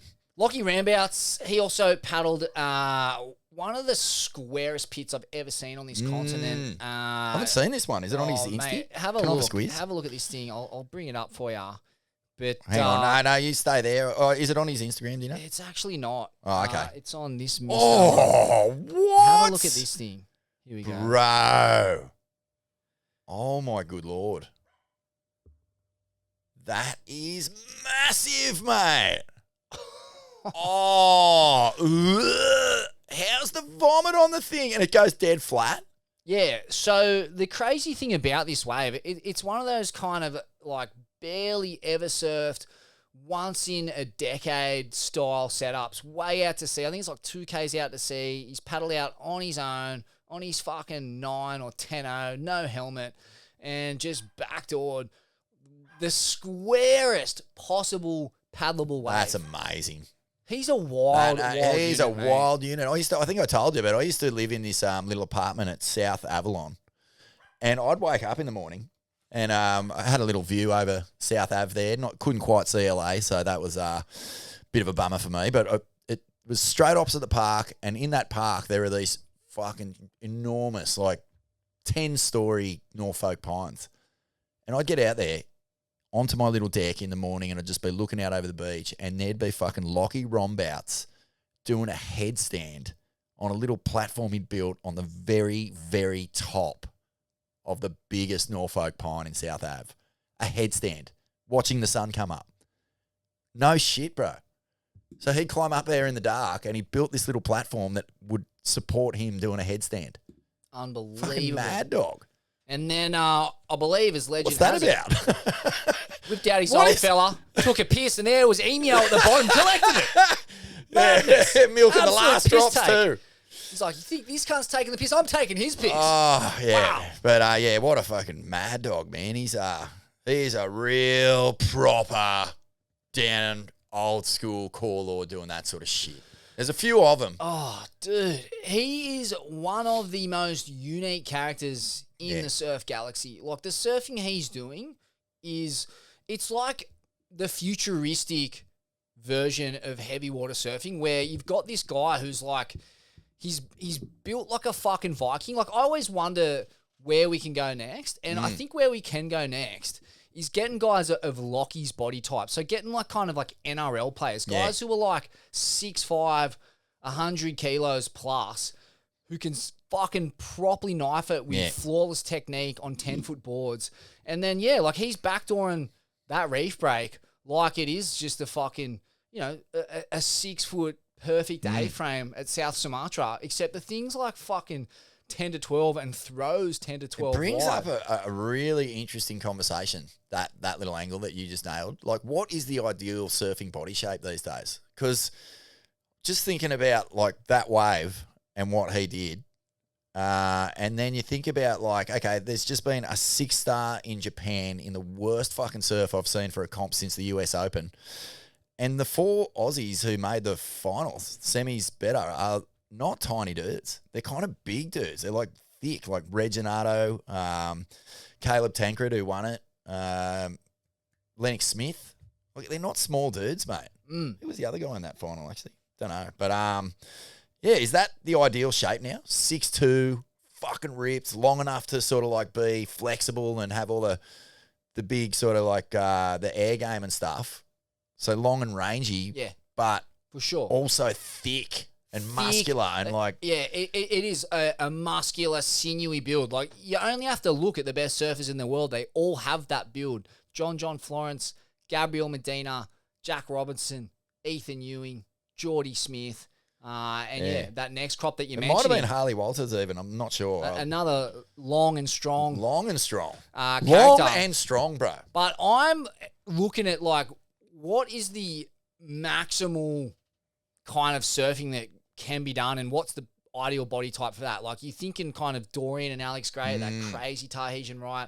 You're thinking all the surfing Locky Rombouts is doing. Like, he might be the biggest high-performance surfer in the world. Like, in terms, like maybe that Kanahi Hunt's kind of in a similar bracket, but who, by the way, got probably the best cone ever at Backdoor. Full glitch cone. Remember that thing? Yep. He's just very skinny. He doesn't have the thickness that Locky has. So, like, the waves that we're seeing being ridden and this kind of resurgence of big wave paddle surfing, big wave tube riding, and these big boards, they require a big physique. But, you watch, say, our beloved rugby league, and you're seeing this body type that's in that fucking 6'5", size range, 110 kilos, and these guys have lightning reflexes. They move like fucking ballerinas and basketball players mixed together. So the question is, can we see that physicality brought to surfing, and what does high-performance surfing look like when it's done by a guy who's 6'5", 110, riding a fucking 9.0? Well, it looks like Locky Rombouts, basically. Yeah. I mean, that's a glimpse into the future. You cannot argue with that. And in the bodyboarding realm, Vaughn, Wongo Music at D-Bar, got to give a shout out to this, a forward spin to head spin combo. One of the best I've seen. This is freakish. Give this man a golden cone piece. That is incredible. Dude, are you kidding me? Wow. Piss taken. Eimeo, get the bucket out of here, buddy. Yeah, that's a piss take. Incredible. Number 1 finger bun presented by Up. What do we got? Tommy Myers does it again, as alluded to at the top of the program. Gets the Thunder Cone of Doom at his local bombie for the second time This year ends up taking out the Big Wave Challenge Ride of the Year. Also ends up with sponsorship from Florence Marine. Yep. Kip Caddy got one in the finals too, and that one then was fucked up too. Like, I think it was one of his first ever real paddle waves at Jaws. Sick. And gets as deep as he can out there and blown out of an almost glitch cone and almost like identical to Tommy's wave. Very similar line and finds that trippy air pocket right in front of the foam ball and just gets fucking gushed out of the thing, blown to victory. Couple of Australians doing us proud in the arena of cones and more. Mate, the rise of Tom Myers. This is like one of those stories that could it have happened without the Swellian fucking spotlight being shined on core lords all over this country? I mean, I'm not saying he wouldn't have caught that wave and got absolutely drained, but the fact that the entire world is realising that on every single swell, on every single outer reef, whenever there's a bomby breaking, heroes are sending it and we're shining a light on them. Can we claim that ride? Yeah, let's claim it. Is that ours? For sure. Good one. On your Tommy. That is so sick, though. Sick. Chippy, fucking father of two. Yeah. Freshwater Board Riders president. He's been a standout at Deadman's for years, but the idea that he would suddenly be just shot into the global spotlight and be the toast of world surfing is fucking surreal. I can't imagine what it's like for Tommy. I'm going to give him a buzz and catch up with him. He's a fucking lord. He's such a humble dude with such a humble bowl cut. Love everything about the guy. He's channeling Greeno. He's channeling the great North Side slab lords of your Matty Grangers, your Tommy Carrolls, your Nathan Hedges. I mean, I don't know who your Sean Woolnows, your Sean Lowers. Yeah. There's plenty of them from over that way, and there's plenty of fucking waves of consequence when they turn on. Crazy thing too, like twice in a year for Queenie Bommy to get that exact swell direction. Like, I've never seen even one of those waves, let alone two of them in a year in the same cut to get both of them.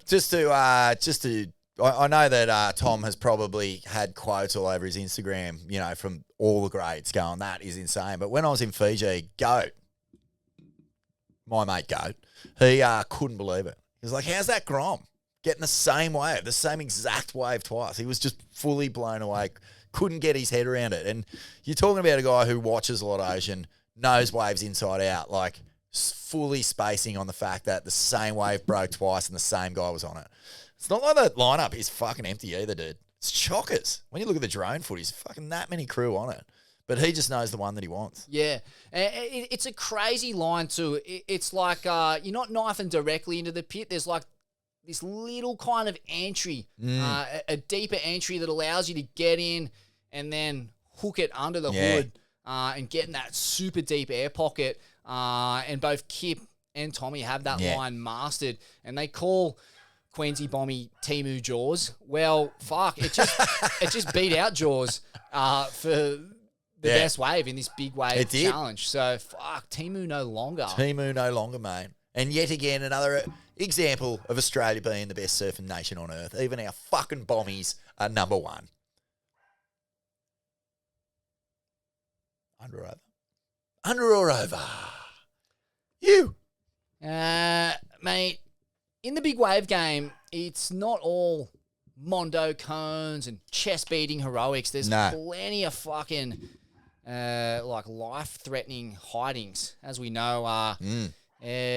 Obviously, Tom Lowe nearly died at Chopes, and then recently another guy, a local like kind of slab lord / MMA lord. I think his name was Lorenzo, was it? Nearly died, and mate, the fucking again like the water patrol people who fish these guys out, their bodies out of like fucking 10 to 20 foot ocean and breathe life into him. It's just insane. This is a crazy story. So this is what happened to the guy. He tried to go straight down and then hit this lump. He just kind of belly flopped at the top of the lip and then went Niccolo Porcella style with the lip over the falls. It was so fucked up. I've never seen anything like it. Who's this coming from? This was an eyewitness guy speaking anonymously. And then Lorenzo said on Instagram about the incident, got out of reanimation last night, early morning, and now in stable condition in hospital, slowly draining the water out of his lungs. Oh, this is from his girlfriend, sorry. Right. He can't drink or eat anything, and he can barely talk. He wants to thank God, Chopu, and everyone involved in his life saving rescue. Thank you, Matahai, for finding Daddy. We're so happy he's still with us. Thank you for all the prayers and support. He wants to thank Hooray Henry for the kiss he felt, even if he couldn't see, and Big Lush for helping Matahai manage his rescue, and all the other boys that were pushing for him to come back to us. He loves you all and said that this tax was long overdue with positivity. Last but not least, he wants to thank Tariva and Lion for whipping him all afternoon. He was so happy and enjoying it before it happened. Michelle Perez also got fucking axed. Copped his toe board to the face. This is what he had to say. Sometimes the ocean reminds you who's in charge. 10 days ago at Chopu, my toe board hit me straight in the face. Luckily, I didn't lose consciousness. I'm just starting to feel strong again. The sensations are coming back. Can't wait to get back into training. These things happen. We all know the risks of toe surfing. And we're ready for situations like this when the waves reach that size. No regrets. It was still an amazing day. And then in the kind of seemingly innocuous world of longboarding, fucking our man Harrison Roach. Yeah. Oh my Lord. I mean, we've seen plenty of logs taken down by axemen, but have you ever seen a log axe a person before, Vaughn? Because plenty out the pass, mate, all the time. Jesus. Yeah. So Harrison Roach, he's just come back really to surfing in February. This is what he had to write. In February, my board hit me and I was rushed to Royal Brisbane Hospital. Fractured skull, fractured right frontal sinus cavity, air on the brain. In April, I had brain surgery. They cut me from ear to ear, peeled off my face, cut a window through my skull and removed the bone before piecing everything back together with a few titanium tidbits and 58 staples. Post-op, I had a bleed.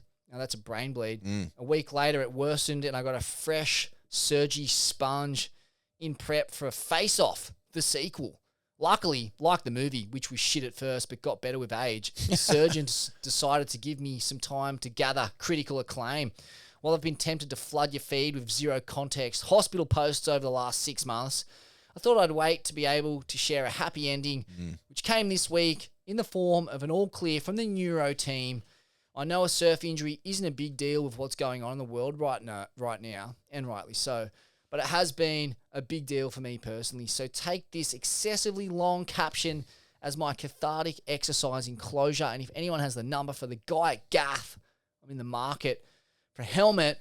And finally, Sully Bailey also broke his back and hasn't surfed for almost a year or something like that. Fucking conehead, Vaughn. Not conehead. No. Not our conehead. Yeah, he fucked himself deluxe, mate. It's been a big, slow rehabilitation for Sully as well. One thing he has been doing, though, is fishing the fucking house down, dude. Did you see the thing he pulled in the other day? Oh, yeah, that big tusk big fish blue-looking shit, thing? yeah. Big blue-looking thing? Psycho. What was the story with Tolly's I copper? think it was a Hawaiian one, like one of those backdoor compressions from memory. He's talked about it, but he'll be around. We'll get him on. Talk fishing, talk injuries, talk Conehead Part 2 because, the fucking Cone Piece Awards are coming up and he hasn't got an injury in it this year. Yeah, just on Sully, they recently put out, I think it was like a kind of the best surfing I've ever done or memorable session. Oh, yeah. Talk story it was, O'Neill, of a session he had at HT's, and blow me over if you haven't, you forget that this guy, he didn't survive at that world tour level for long, but fuck, man, his surfing is unbelievable.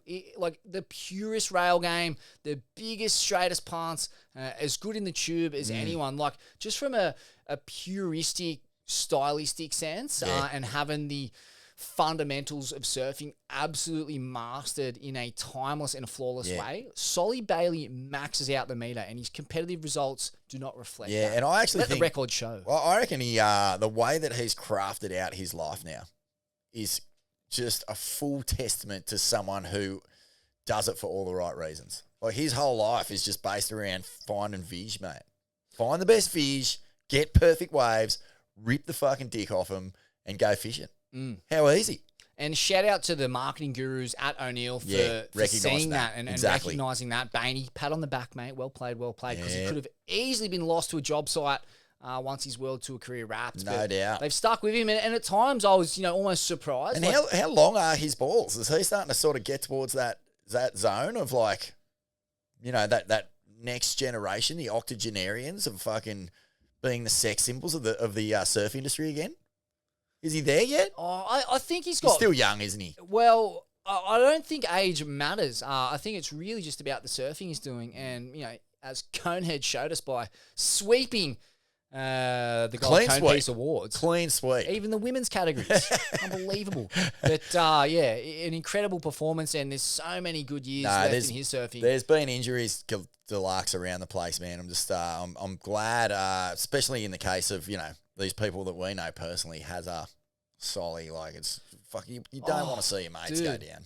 Totally. And, it got me thinking too, just about the nature of building a hierarchy and value system around, like, sending it and this kind of reckless surfing. And we laud it on this program. We do. But the reality of it is that, really what you're doing, you're just getting fucking tremendous adrenaline dumps with a lot of dopamine in the mix too. And I don't know about, like, lauding adrenaline junkie-ism. Like, obviously the art and craft of it is amazing, and the technique and the courage, it's all insane and it's worth lauding, but we don't really talk enough about the consequences. And the consequences are fucking real. And I'll tell you what is the realest shit ever. Yeah. Chronic fucking pain, man. Oh, yeah. You want to spend a lifetime in agony? Yeah. Like, that's what you're up against. And no one thinks about that. And I had a window into it just last night, just nerve pain in my shoulder. Yeah. And I'm like, fuck. And that was just 12 hours of it. Imagine a lifetime of it, man. Like, you'll be begging for death.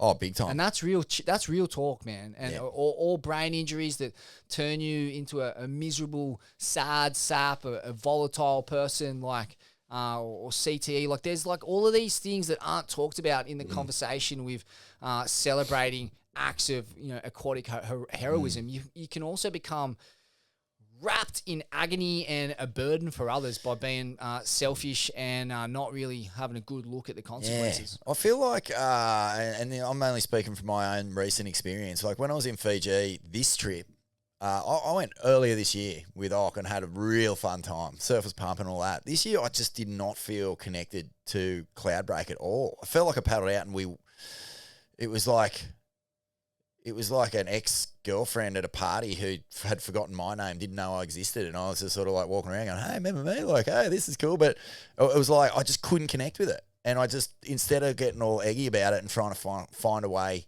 in, I just fucking brushed it. And it felt good.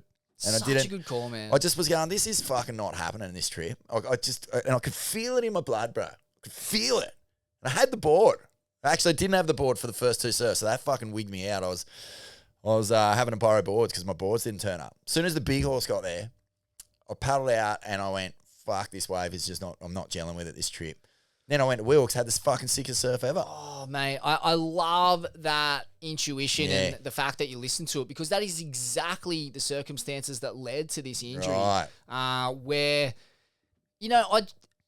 I had my fill. I had more than my fill to the point that I was... You were taking anxious and nervous and, like, didn't even want the world-class waves that were on offer, and the crowds were starting to do my head in, and I just entered some strange kind of scarcity complex in my mind where I felt like I had to surf because the waves were firing.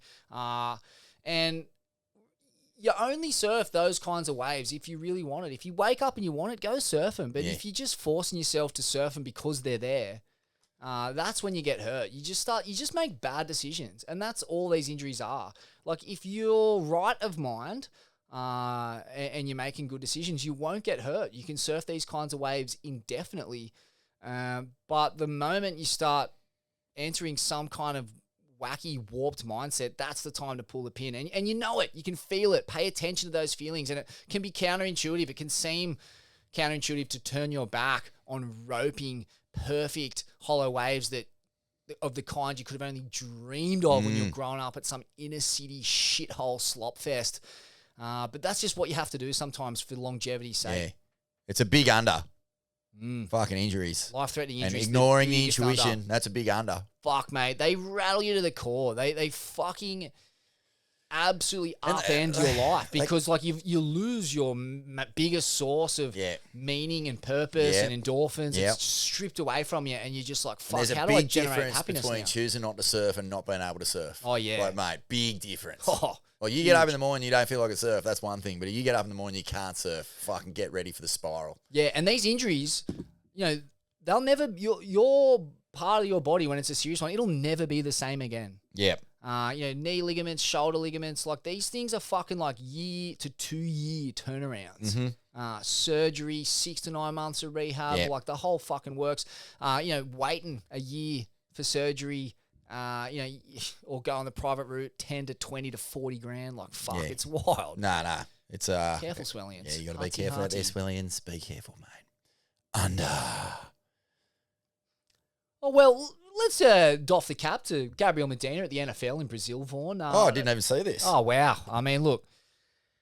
Mate, it's worth having a look. Jump on there, Really? on Medina's Instagram, because if the guy was any more rock star, any more nonchalant, he'd have a needle in his arm and a shotgun in his mouth, mate. I tell you, what about the fucking Steves on the cunt? Kurt Cobain would be anxiously picking at his acne in his grave after seeing this clip of a nonchalant Gabby Medina at the NFL exhibition match. I mean, the cunt's got 3 world titles and he is dead set out steezing the rock icons, fat brown aviators, the breeziest, biggest possible denim pants, this Mondo leather jacket, and just the nonchalance. The nonchalance! Hey, I like football.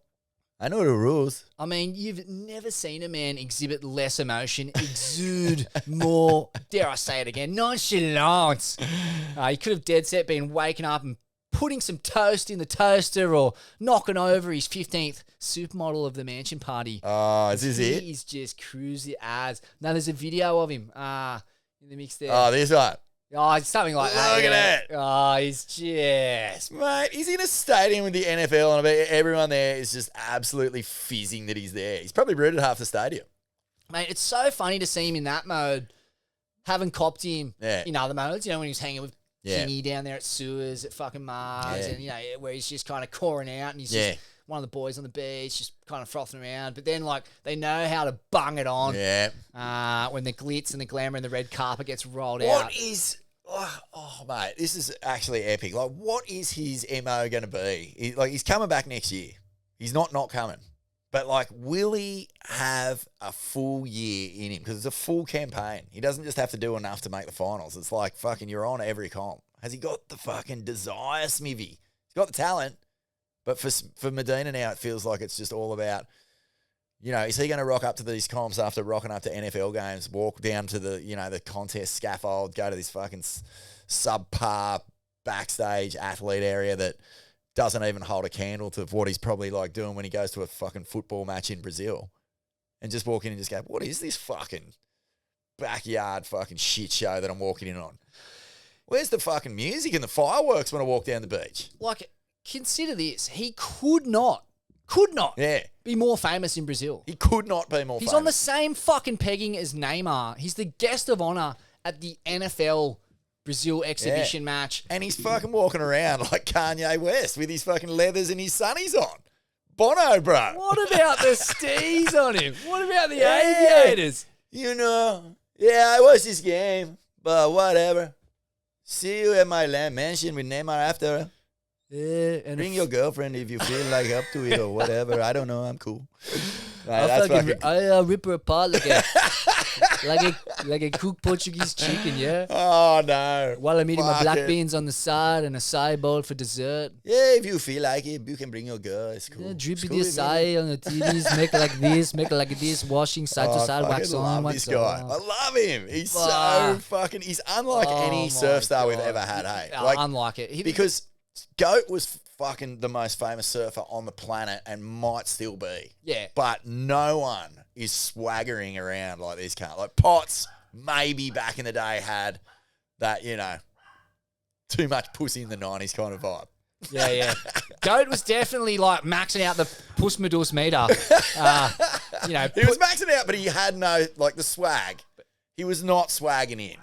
Because he was still like tapping into the deep core of surfing where, you got Bainey and shit keeping your fucking humility in check. Yeah. Threatening to snap a cue over your head when you sink the that's whiteboard or right. whatever it That's was. right. Hey, you Yeah. fucking think you're some dude, eh? You fucking Seppo cunt, soft cock, eh? Medina's got he's rolling with a thick crew of fucking UFC warlords who would fucking crease any cunt who come near him. Yeah. So the days of having a peer call you out are done, mate. Yeah, for Goat, he had to go on tour and get fucking chewed out by Elko and Tom Carroll and the boys who were fucking getting right on it. Like fucking, you're dealing with a fair bit of energy there, bro. Oh, yeah. Shredding the powder, ripping the bag, licking the bag. But yeah, the swag is fucking cut loose and running wild in the Medina camp. Ew! Backing it. Massive over. Oh, huge over. Bring him back. Dude, Smivvy, the fucking contrast of Medina's time away from surfing compared to fucking John John's. And welcome him back at the same time, dude. John John is literally on a fucking piece of fiberglass about, 16 foot squared? With an Ahab beard. With an Ahab Just beard. cutting infinite figure eight loops on the open seas, just tacking back and forth, just going, I see a white sea cock mist. Let's go and knife a couple. Wah, wah. And meanwhile, Medina's just fully fucking floating across the NFL. That is just iconic. He's just Bring him zipping back, around the cut him absolute loose. upper echelons. So they fucking- Brazil's a country of fucking 300 million These people. alphas fucking rip into each other, mate. I want to see Let's go. I want to see what Albie Mangles versus fucking Bono looks like in a UFC ring. And we got to doff the cap. Italo, 720 or 540 revert out in the pool. First one he's pulled. Pretty fun. But, where was the trigger warning on this clip? No one told me I was about to get a fucking sonic boom in my earpods from some cunt screaming Portuguese. Get a load of this, Swellians. I mean, fair dinkum, you'd think he just won the world title, but he definitely didn't. No. Did not win the world title. His support crew, mate, he's got to be on the fucking taurine, the guarine, the fucking Bolivian ether wash. We know He's this. dead sick going to blow a valve and be on the surgeon's table getting open heart after this explosion of joy for his man in the brine. Yeah, true. But I feel if Eimeo is dead set taking the piss and he's going to take some from Italo, mate, take some fucking Kevlar infused, solid, titanium fucking cups in to scoop that piss up because 100%. it is pure acid, bruh. Battery acid. Red. The colour of Mars. Yeah. I'll tell you, this pool surfing air gen that we've got cracking right now is actually getting pretty interesting. I'm psyched for this Stab High comp. Can't wait to see it. The list of crew surfing in it is out. And don't forget, Swellian, Stab High. What will we call ours? Fucking Swellian High or Let's Get High or fucking High as Fuck? Or what are we going to call it, Smivvy? High as fuck sounds good. High as Fuck. The Ain't That Swell Stab High show in Bondi. Wednesday the 8th. Stay tuned. Ticket links and announcement coming soon. But High as Fuck. Live at Bondi. What sort of high are we going for here? Because, Bondi, it's infamous if for it. if the old chookies are anything to go by, mate, could be fucking packets, Smithy. Packets galore, it's, mate. Any chance we can get an 8 ball? Any chance we can get an 8 ball? Smithy? Yeah, let's get an 8 ball. It's brought the best from Unstuck from Victor Radley to fucking Osho Gunberg. I feel fucking sad for Victor, just quietly. No, People at home will know what we're talking about, but, Fucking leave these cunts alone. On his finest. He's kept his spot in the squad. That's all that matters. That's all that matters. A massive over to Italo and a massive under to his support crew for really flaring up my tinnitus with that explosion of Unnecessary. claim. Way too much claim. Unneeded. Very unnecessary. Yeah. Not. Take a leaf out of Straya's book. And finally, I love me a good Rasta rant for. So Yeah, I what thought do we I'd got? close over and under on this. Go on. We're all such fortunate fools to even have time to go surfing, proclaims the great wise man from the top of Broken Head. But we have all these toxic surfboards sucked into the throwaway culture of planned obsolescence, that corporate idea of wanting something to break in a few months so that the customer comes back and spends more money on another one. I think we can do better than that. What do you reckon, Vaughan? Better than planned obsolescence and just endless waste going into landfills and toxic fiberglass particles getting pumped into the atmosphere, into the lungs of hapless sanders and ghost shapers. Oh, mate. It's a disgrace! I'm backing Rasta all the way. And if you think we weren't the number one surfing nation on earth, yes, we're number one in the Rashi. Yes, we're number one on the slabs. Yes, we're number one here and there, but we're also number one when it comes to fucking elders speaking truth, and Rasta is right up there. I'm calling balls long, weighty, just organically balanced. Yeah. I don't reckon he's got one bigger than the other. Nah, perfect. Just like a Perfectly couple balanced. of ripe grapefruits. Look at his cutty, mate. Look at it. It's just, you know that those seeds are completely in sync, swinging at the same speed. Yeah, he's an elder we can all get behind, maybe. No doubt about it. And Big I think, over. big over. And there's got to be some responsibility out there in Shaper Land to make boards, glass them to last. Like, we're sharing an office with one of the best guys to ever do that. Yeah. In the history of the game, Simon Jones. We're surrounded by boards that are glass to last, and the surfing that gets done on them is fucking mindless. So I don't think we need to be... if you're out there and you're running that planned obsolescence shit, stop. Stop now. Stop doing it. You're a fucking dog. Yeah. And also, I got 3 of my boards which had been not terminally wounded, pretty solidly fucked. Like, I've got 2 LSD Noahs that were 2 of my favourite boards that I've ever had. One of them is honestly so yellow. Christian Fletcher's smile would battle to fucking take it on in a yellow off. And I had 2 creases above the fins. My JS Schooner got the leggy plug ripped out during Cyclone Alfred. And they've just been sitting in my back. You know how you put boards under the house and they start getting a bit crabby, and then you're looking at them and you're like, fuck, what am I going to do with these? You try and... Just took them to Brett Moore, the fucking... Moore? Pretty sure that's his name. Bretty Munro in the Byron Industrial Estate. He fucking fixed him up a treat, bruh. Guess who's back in the water? The whole quiv back from the dead, Smivvy. No opulescence for me, mate. I'm fucking taking those LSDs and those schooners back out. Happy as me. Does John Flowers have Kelly Slater's foreskin in his knee? Does Gabby shave the bits of skin that none of us can see? If you drag your filthy cornhole down to the face of the old man pipe, will sparks fly from it like a comet across the lonely night? Otherwise those judges... Mate, should we get stuck into some ATS? Yeah. Fucking Swellian, John, Florence, Kelly Slater's foreskin, knee, Medina, Shane Horan, $50,000 lettuce, etc. By the way, did you cop? I'm going to release this as a reel this week, but did you cop Shagger's little flashback Instagram drop of Shane Horan surfing a laser zap at early 2000s D-bar, strapped in, doing fucking backside airs on the car? No way. On a winged keel laser zap. And he would have been easily in his mid-40s, I reckon. Easily, at the earliest, the youngest age he would have been. I'm calling balls fully cupped against the body. Oh, just like a couple of organic lettuces. No, yeah, it would have looked like chewing gum stuck to the bottom of a fucking school desk. That's how pressed up against his body they would have been.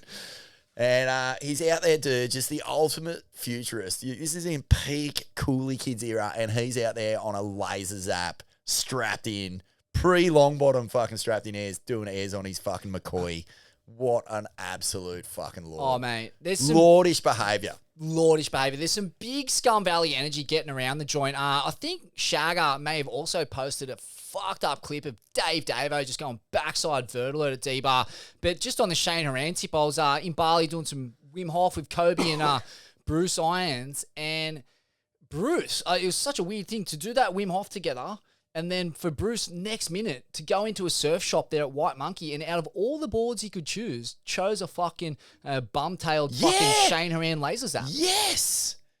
Bro. What's going on out there? Shane Horan, I think maybe what could be happening here is just exactly what you were just talking about, with like the whole world fucking starting to really lose its way.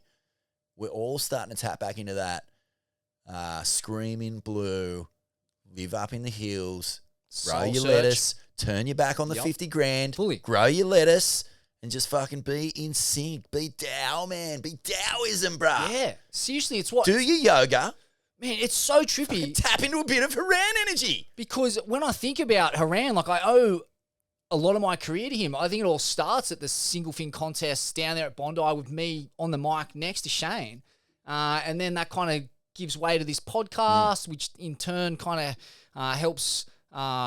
bring me into the Wim Hof realm and then spread that message. And then, that's opening weird doors in Bali with people like Kobe and Bruce. And then, so that kind of Shane Horan nanoparticle or saliva or whatever flew out of my mouth in the process of that Wim Hof exchange has been inhaled by Bruce. And now there's a bit of Scum Valley's finest gestating in the great Kauaian Kingpin. Do you know what?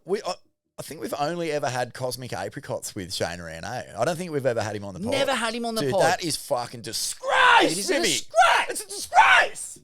Why haven't we got the fucking $50,000 lettuce farmer on this fucking podcast? Mate, the reason is because despite all of his, eccentric and, holistic leanings, he lives in the middle of a fucking Varsity Lakes Truman-esque quagmire that I just refuse to go to. Let's get him down.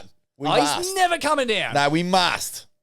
Surely he comes down here and picks up some second-hand nuggets from Byron Bay fucking garage sales. You think so, but he's so deeply embedded in the matrix, but he's such a ball of fucking energy and eccentric meanderings and thinking that he's just creating this like fucking furnace of avant-garde thinking deep in the matrix. He's just freaking cunts out. That's what he's doing. He's deep in there, Scum Valley's finest. He is. Throwing syringe caps around, leaving little tabs in people's letterboxes. Who knows what's... Love it. Skating around with his lasers up under his arm. Can I get you to green screen your thoughts on that little clip for the Swellians this week? As part of our fucking moment of the week? That'd be man. All right. The Swellians have spoken, and this is from Kerry Langdon. You know, Keza. Oh, yeah. Fucking mad, absolute fucking charger. He's thrown down. Is it true that the Blakey brothers dominated against Slater, Strider, and Hemsworth out Wilkes a few days after the finals and finished? What about that for timing? Wow. Kez was out there. Fucking he was giving it some to us. I wouldn't say it's true. I just definitely had a couple of moments on the big horse that... Fuck yeah. Yeah. Rippable, long period right with the big man. I'll tell you who was big lank dog zipping down the line, a couple of big drop wallets. Yeah. Wow. Good to see you out there, man. And I fucking Ronnie was flaring. He's in fucking career best form, Ron Dog. Like, he's putting it together big time. And out in the water. Good to know because, he had a fucking potentially life-changing injury there at Kira. That's remember? right. Yes. Was that a broken femur? So his femur snapped the dog bone knuckle off his tibia. Oh, wow. Just from a lip hitting him. Just flexed his knee backwards and the bone knuckle on his top bone was too strong for the bottom and it just snapped it off like a big old splinter. During a cyclone swell. Yep. It's crazy, man. My bones know that when I look at Kira on those swells. It knows that there's so much weight and energy in those lips, and if you get it millimetre wrong, you can end up like Ronnie. Mate, House of Foam... Oh, on your Kez, thanks for that. House of Foam and Froth. That good Instagram page, by the way. Fucking some quality content on there. Will Gabby and John return next year? And if so, how will that actually work with them slotting back in? So that's, is the WSL just going to give them a fucking straight walk-up? Yeah, they must. They have to. Well, for the good of the product. Sport, it must be there. And I think that Crosby, Brian, and Starkey, they're kind of like pretty fucking onto it at the moment in terms of like what's going to be good for us, what's going to be good for the sport. We'll make it happen. Mate, They've got a bit of that. It's in a full renaissance, and all that is missing is a Gabby and John duel in the kind of schedule that they've put together. And I just love, as well, in addition to that, the fact that in their absence, the step up has been pretty fucking remarkable. Like the Griff, Jack, Yago, obviously, even Geordie, obviously one of the older guys, but like the standard of surfing from those guys, because they're just keeping the blade that sharp, is fucking going to be radical for those guys to come back to. You know, old dogs, mate. Old dogs. And that competitive ego, it never sacks, really bro. dies. Like, yeah, they might come back a bit underdone, but losing to people they used to flog gets old real quick. And they're going to have that belief, that champion mindset that's telling themselves, fuck this cunt, I can get back and flog him. That's it. Emperor Nazi Goring has added Steph and Carissa. Will they be back next year as well? Which we've been speculating. Carissa, I would almost say guaranteed. But then what happens with Mitchy Ross? Is he going to be in Molly's corner? Or will he get the call up from Arnie Riss? Interesting. Emperor Nazi Goring, are you a disciple of... I'm a disciple of that dish for sure. But I don't know, calling yourself emperor of it, jeez. I hope he's got a bit of Balinese in the bloodline. House of Fame and Froth also chipped in here. He said, is Vortex Shaman and Italo the next big rivalry in the Was? I mean, they definitely go at each other. They fucking love like going at it. And I feel like Italo's got the rub on him at the moment. Yeah, well, he's 2 from 2 in the Final 5 situation. But, yeah, I mean, look, you don't have to push Jack very hard to end up in a rivalry with him. Like, he's up for it. He loves a bit of back and forth, a bit of a tussle. And I don't think we can read too much into Robbo's performances in these WSL finals days. Like, look at the waves he's been skunked given. every time. Yeah, and I know that he can fucking get it done in ship surf. Like, we know he can. But maybe I reckon it's actually that he's had a lot of other shit going on in his life, and it's all about to fucking clear the way for Robbo. Yeah, I think he can get it done in shit surf, just not when he's up against opponents like fucking Italo. Those guys are wizards in the junk. Fucking wizard. Taylor Steele's chirping in. Your mate, my mate, Momentum Generation, fucking core lord legend. Is it true Champ's boards went missing? And if so, where'd they go? Which Champ is he referring to here? I don't know. Oh, maybe the Champ from Burley Heads. Champ? Ash Humphries. Oh, did his boards go missing? No, fuck, good luck if some little fucking Gold Coast meth head snuck into the underground there at the Burley Pav and took a bunch of Champ's boards. It's immediately where my head went, some iced out tea leaf scurrying back to fucking Tugan. I'll tell you, we'll be hearing about West that Tweed. for a long... Oh, actually, you know what? That might just be dealt with in the quiet spaces. Yeah, well, if you do get a hold of him, give him a couple for me, Champ. Yeah. I don't recall Kelly Slater's boards going missing, if that's the Champ that he's talking about. I know that Yago's boards didn't leave the island with him. And I also know that a hell of a lot of sharp eyes with Vulcan stones were left on the island for the Lokes. So I'm predicting a big sponsor change coming out of that top 5 in the next little bit. So Stay tuned. either Yago or Jack. Get ready for a big sponsor change announcement coming soon. Smivvy. Mormick, the great Mikey Malaloo, film Make It to the Stars. Sorry, I've got to pull you up there. It's Malali. Is it Malali? Malali. Malali. Oh, sorry. Yeah. No. Bring some culture to it. Michael.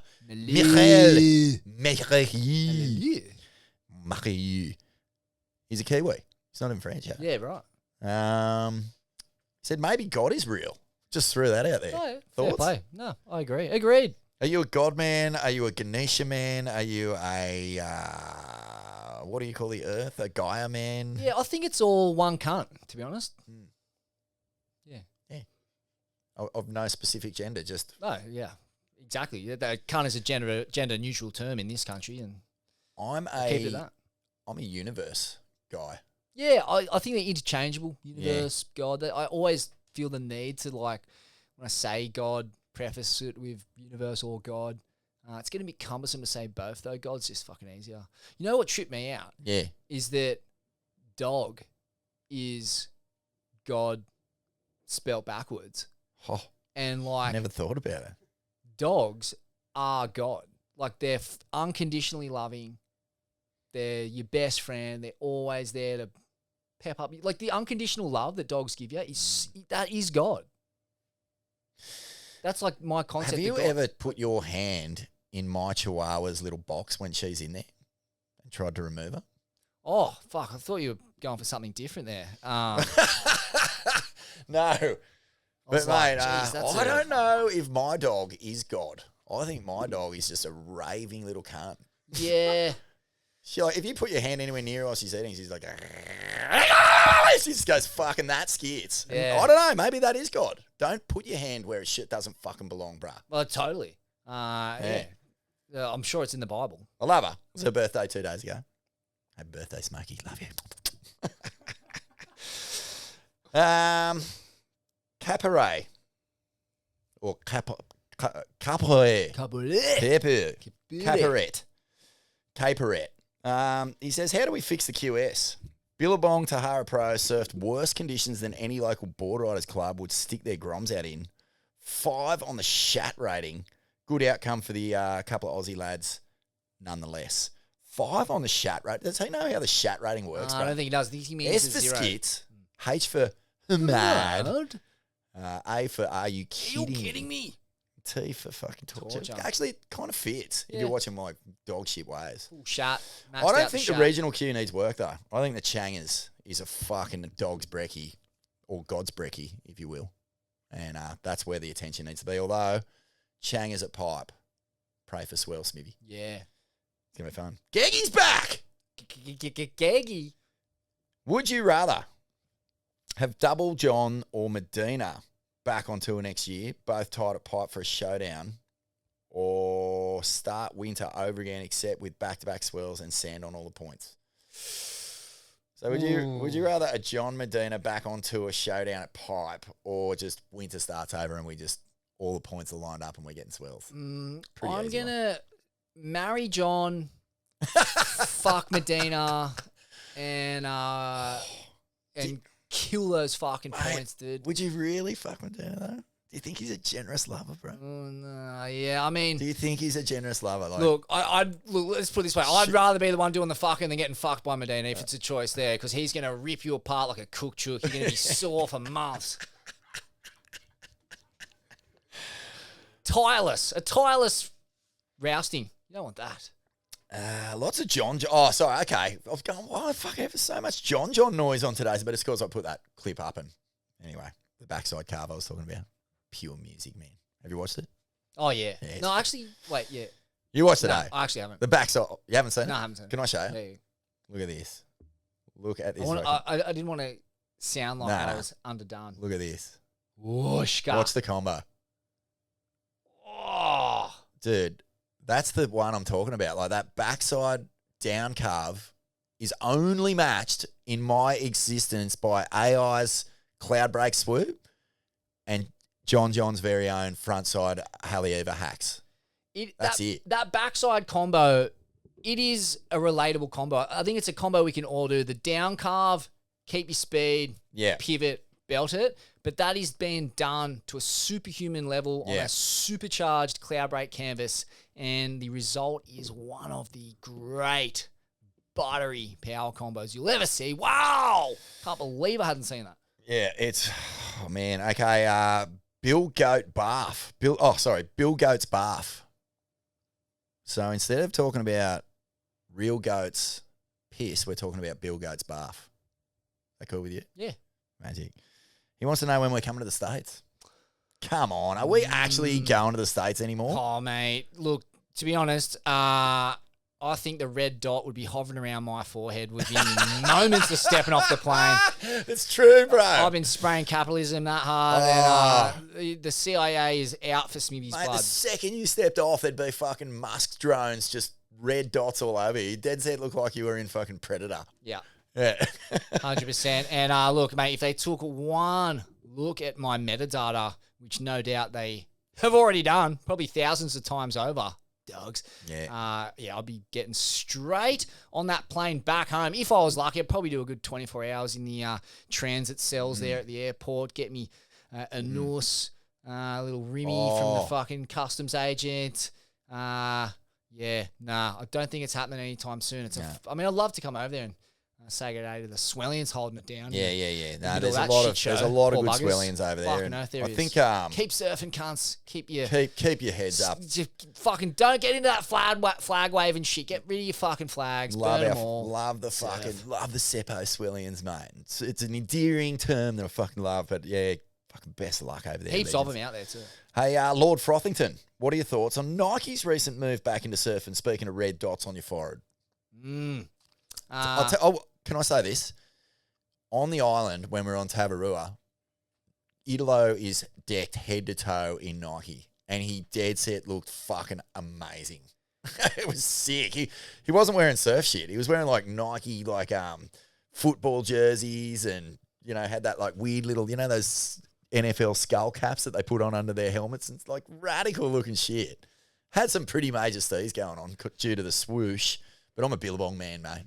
He reminds me of Mike Tyson. Cool, man. In his steez, Italo. Like, he's definitely the guy who's walked into the Nike factory and just looked for the zaniest, weirdest shit that he can get, the most elite, and just be like, yeah, fuck, let's see how a fucking NFL skull cap goes in equatorial Fiji. His steez really is peerless. Medina is the only guy who holds a candle to Italo in terms of just zany, fucking out there, maxed out, nonchalant, but not nonchalant, non-nonchalant steez. But Italo is in his own world, and Medina's spreading the love deluxe, mate. The Italo is out there looking the part and works his ass off, but he's not swanning from shindig to shindig, just rolling with the fucking Mac daddies. No way. Nah, he's got one fallopian tube that he likes to jackhammer, and he's successfully hit the back of the net there. He did. Got a bun straight in the oven. Past the keepers, mate. Goal!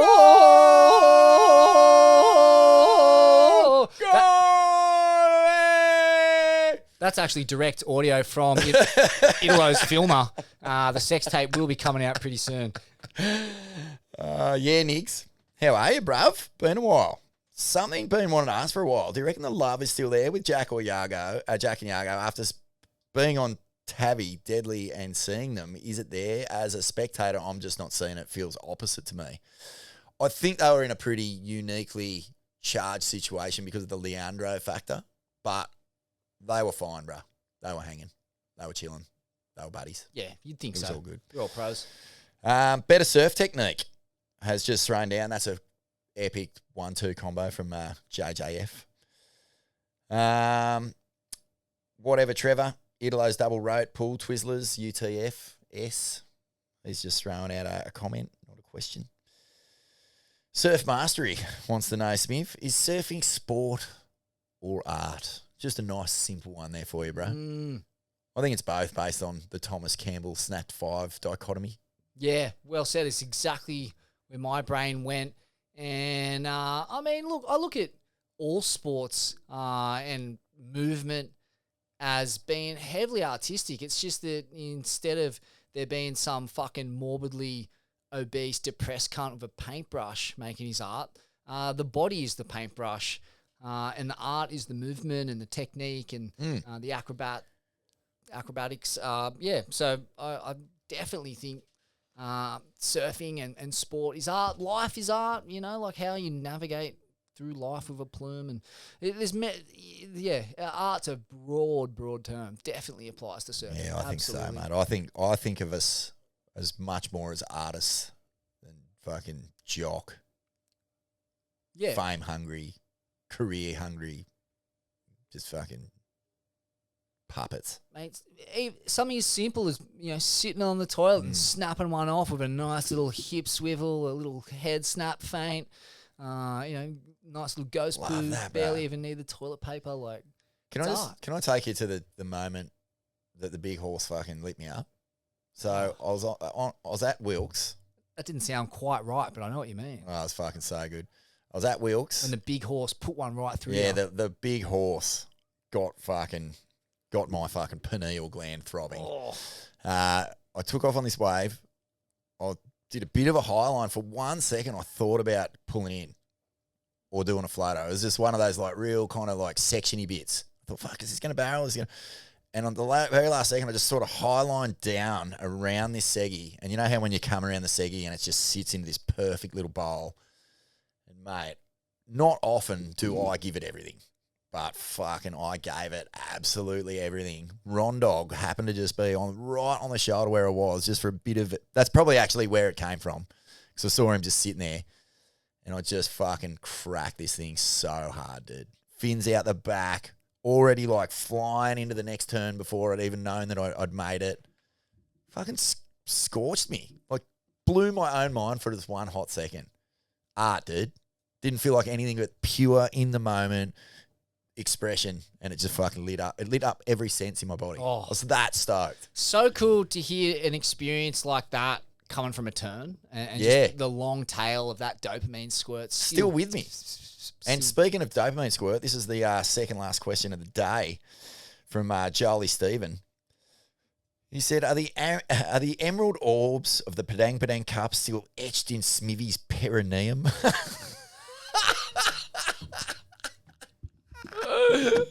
Perineum! Remember that? Do you remember that slip of the tongue was iconic? Oh, etched in your perineum. Best ever. Oh, as yeah. the famously quoted live on the webcast, going down as clanger of the year 2025. Bruh, UTFS, you are heading for a golden cone piece there, Kane. Oh, that's some of my best work.